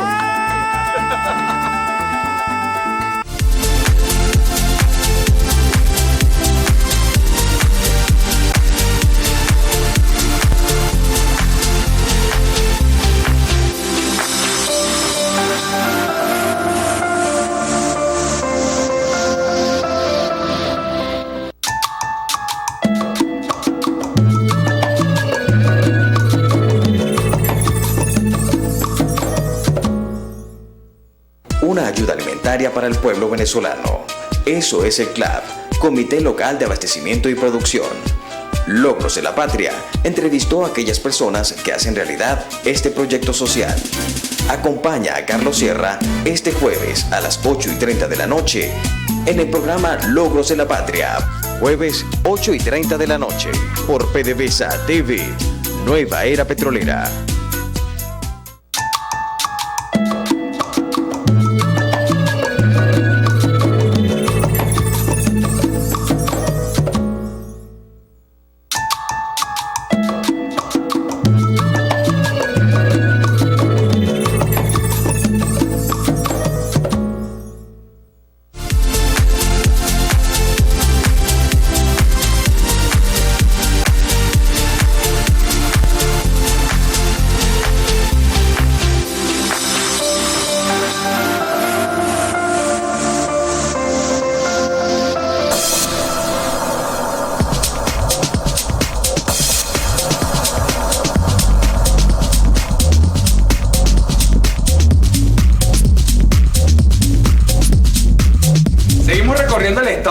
Y por supuesto disfrutando de Juventud Petrolera. En esta oportunidad hemos llegado a las instalaciones de PDVSA Gas. Después de haber recorrido las calles de Sabaneta y conocer lo que fue la historia del inicio de nuestro comandante Chávez, en esta oportunidad vamos a proyectar lo que son los alcances en nuestra industria. Hay algo importante, Sinamaica, y es la juventud que tenemos dentro de nuestras instalaciones. En PDVSA Gas cuenta con una gran cantidad de jóvenes trabajando en sus áreas operacionales y administrativas. Bueno, y en esta oportunidad vamos a conocer cuál es el trabajo que viene desempeñando esta filial en el estado Barinas, de la mano pues de Alejandro Urquiola, que queremos pues darte la bienvenida a las cámaras de PDVSA TV y le puedas explicar cuáles son esos proyectos y los alcances que tiene PDVSA Gas en Barinas. Sí, bueno, en Barinas, PDVSA Gas hacen vida dos grandes proyectos, como es el proyecto de Eje Norte Llanero, que con este gran proyecto nos alimentará de metano, de gas metano a la región, y está el gran proyecto de gasificación nacional, y estamos nosotros la parte operacional que recibe la infraestructura que realiza la gerencia de gasificación nacional. Entendemos que parte del sueño del comandante Chávez es cambiar o transformar ese trabajo que, bueno, reconocemos de parte de nuestros trabajadores de PDVSA Gas Comunal, pero sí tratando pues de mejorar esa calidad de vida de nuestra población. Vamos a decirle a nuestros televidentes cuáles son esos proyectos que a largo plazo podrán pues alcanzar ese sueño del comandante Chávez. Bueno, fíjate, con Gas Comunal nosotros trabajamos articulados, siempre. Somos un mismo equipo y siempre trabajamos articulados.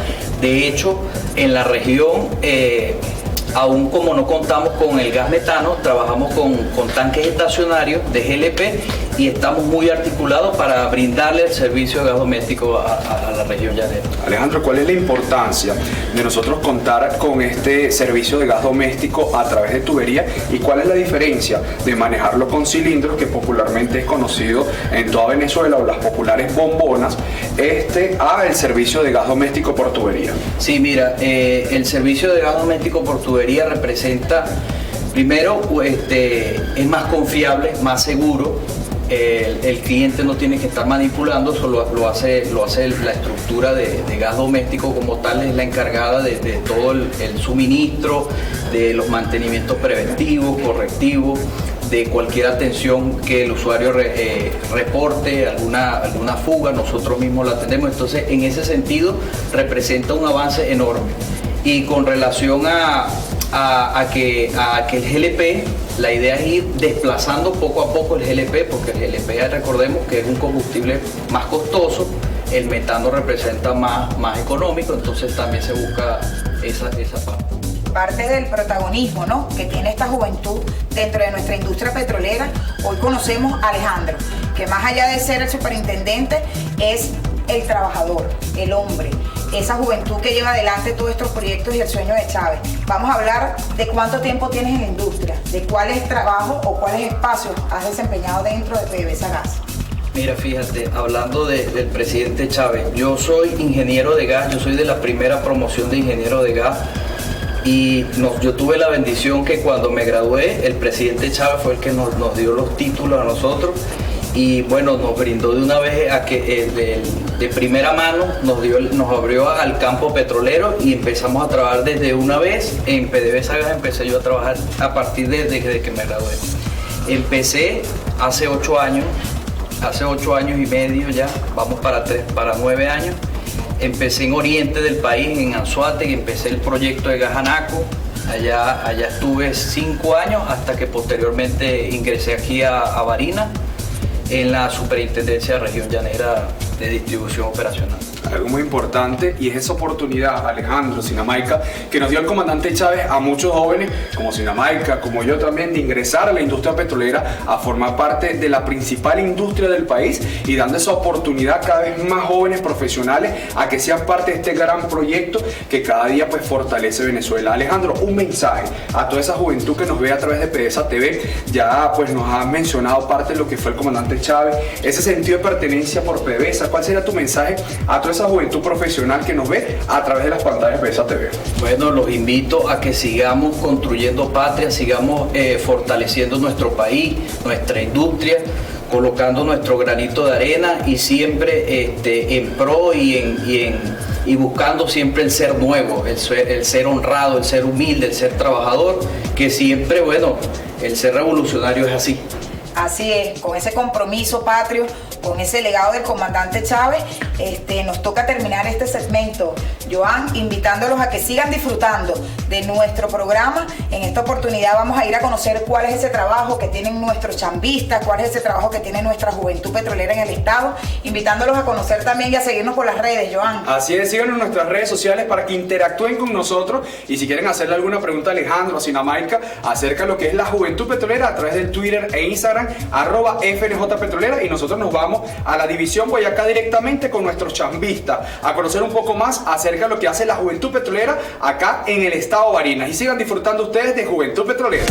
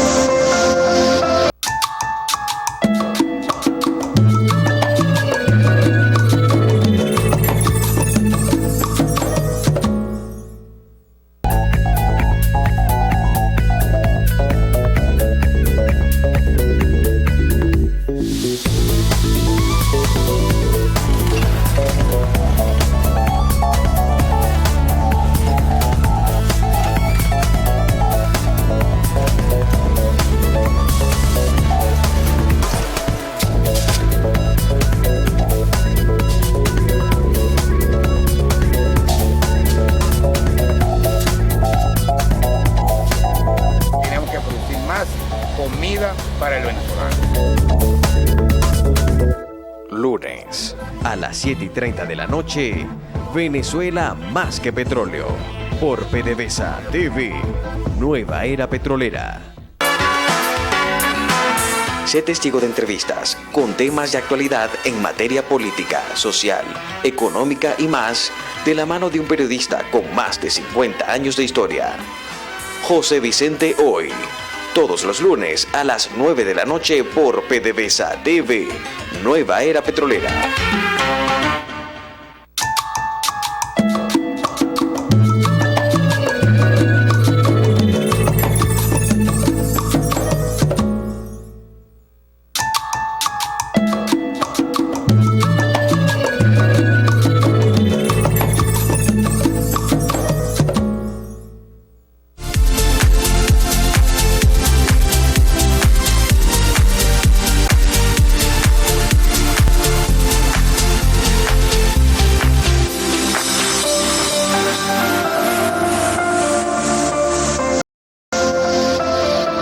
Continuamos con nuestro programa Juventud Petrolera a través de las cámaras de PDVSA TV, en esta oportunidad en la sede principal de la división Boyacá en el estado Barinas, Joan. Luego de haber recorrido ese hermoso estado Barinas, es momento de darle la participación a nuestra Juventud Petrolera, a esa generación de oro del comandante Chávez y por supuesto el Plan Chamba Juvenil, que también es parte fundamental de estas filas revolucionarias. Se encuentra conmigo Javier Sucre, quien es responsable en el estado de Deporte y Recreación. Javier, coméntanos un poco acerca de ese trabajo en la materia deportiva y recreación que vienen haciendo ustedes por parte de Chamba Juvenil. Bueno, gracias al Plan Chamba Juvenil, creado por nuestro presidente obrero Nicolás Maduro Moro, ha servido para orientar a todos los chicos y chicas que se encuentran en diferentes urbanizaciones, barrios, que tomen el deporte como una opción en la parte recreacional y cultural para que ellos indaguen, trabajen manualidades y se integren tanto en fútbol, karate, tenis de mesa, que les sirve a ellos para mantenerse distraídos y no agarrar rumbos diferentes en el cual los llegue a perder su vida temprana. Y de verdad que esto ha sido un proyecto a larga vida, lo digo a larga vida porque se han visto los resultados tanto a nivel comunitario como a nivel nacional. Javier, una pregunta, vamos a decirle a nuestros televidentes cuántos jóvenes tenemos ahorita participando en lo que es el proyecto de Chamba Juvenil. Bueno, el proyecto de Chamba Juvenil hay a base de ya de 1.500 participantes, en el cual se están ejerciendo en diferentes partes del país, tanto acá en Barinas como también se observa en la parte del estado Apure, que estuvimos visitando por allá, donde se trabaja mucho el programa de lectura creado por el Plan Chamba Juvenil. Así es, bueno, grandes logros que tiene nuestra juventud en el estado, pero en esta oportunidad vamos a conocer cuál ha sido ese trabajo que va desempeñando la Juventud Petrolera en Barinas. Paola, bienvenidas a las cámaras de PDVSA TV. Vamos a decir cuáles son esos proyectos, esas actividades que estamos ejecutando desde el estado, desde la Juventud Petrolera. Bueno, acá en el estado Barinas se está trabajando ahorita con la captación de los chamos en diferentes espacios y áreas de trabajo de las empresas mixtas que conforman la división. Estamos haciendo un trabajo bastante amplio también con los chambistas que están desplegados en todos los municipios del estado Barinas. Estamos con la implementación de los, rescatando los clubes, canchas deportivas y entre otras cosas. Paola, coméntanos un poco acerca de esa conexión que tienen con Chamba Juvenil. Sabemos que en el estado Barinas se hace un extraordinario trabajo con estos jóvenes de la patria, estos jóvenes que se han involucrado, además de Chamba Juvenil, el movimiento Robert Serra, entre otras organizaciones juveniles que vienen haciendo un extraordinario trabajo en el estado Barinas. Sí, Joan. Bueno, acá con Chamba Juvenil, de verdad que bueno, tenemos un trabajo bastante amplio en las estaciones de servicio ahorita con el sistema de biopago emanado por nuestro ministro Manuel Quevedo, ¿verdad? Bueno, tenemos el trabajo bastante amplio con todos ellos y bueno, con la misión Robert Serra también hemos trabajado con todo el apoyo lo hemos tenido de parte de todos los alcaldes de los municipios y hemos tenido un buen trabajo con los chicos de Plan Chamba Juvenil. Así es, bueno, es la oportunidad también de conocer ¿Cuál es esa representación? Vamos a darle la bienvenida a nuestro camarada también de la Juventud Petrolera, que nos hable acerca de cuál es la participación que tenemos nosotros como representantes también de algunos sindicatos, pero en la parte juvenil, en esta juventud que también pues va de la mano con esa reivindicación de nuestros trabajadores y trabajadoras en la industria petrolera. Bienvenido. Gracias. Bueno, nosotros en Barinas la Juventud Petrolera está haciendo sinergia en el área política con todo lo que es el buró político regional y estatal. En este momento estamos haciendo un levantamiento de los espacios que podemos rescatar en el área deportiva, porque también hay que hacer deporte y bueno, haciendo lucha social en las instalaciones, reivindicando los jóvenes, dando la lucha día a día en todas las áreas que tengamos que hacer en el área petrolera y en nuestra división Boyacá, Barinas, Apure y Guárico. En Barinas pues estamos haciendo un esfuerzo grande, mancomunado, llevando a cabo planes nacionales que nos pone como tarea nuestro ministro Manuel Quevedo y nuestro presidente Nicolás Maduro. Estamos haciendo patria, demostrando que nosotros la juventud también tenemos un espacio fundamental e importante en esta nación. Estamos haciendo política, pero política de la buena. Estamos llevando a cabo planes buscando desarrollo deportivo, en crecimiento.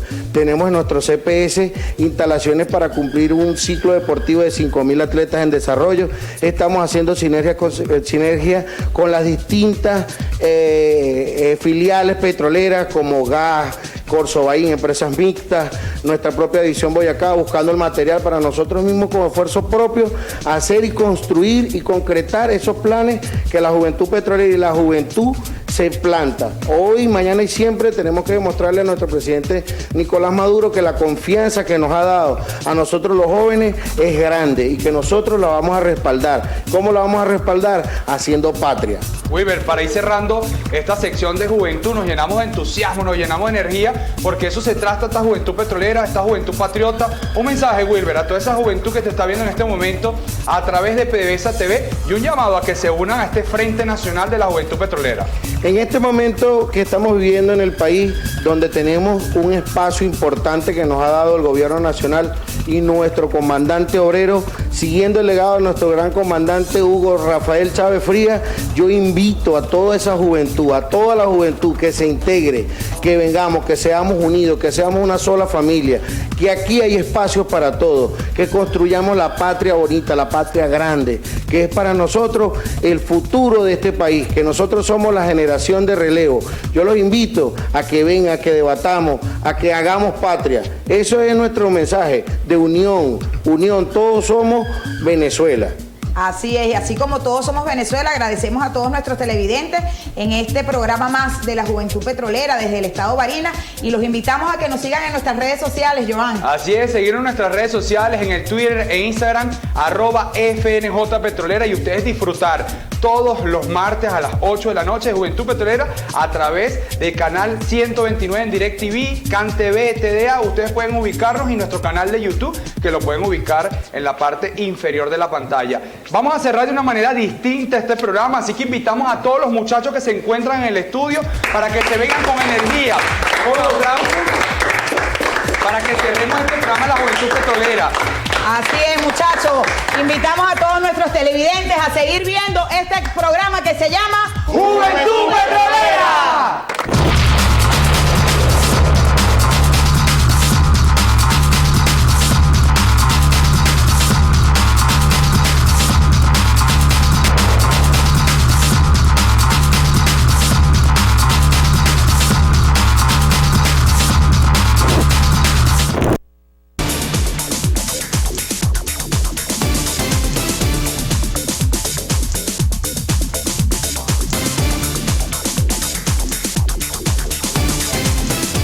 Programa especial, un programa informativo y de opinión donde se mostrarán los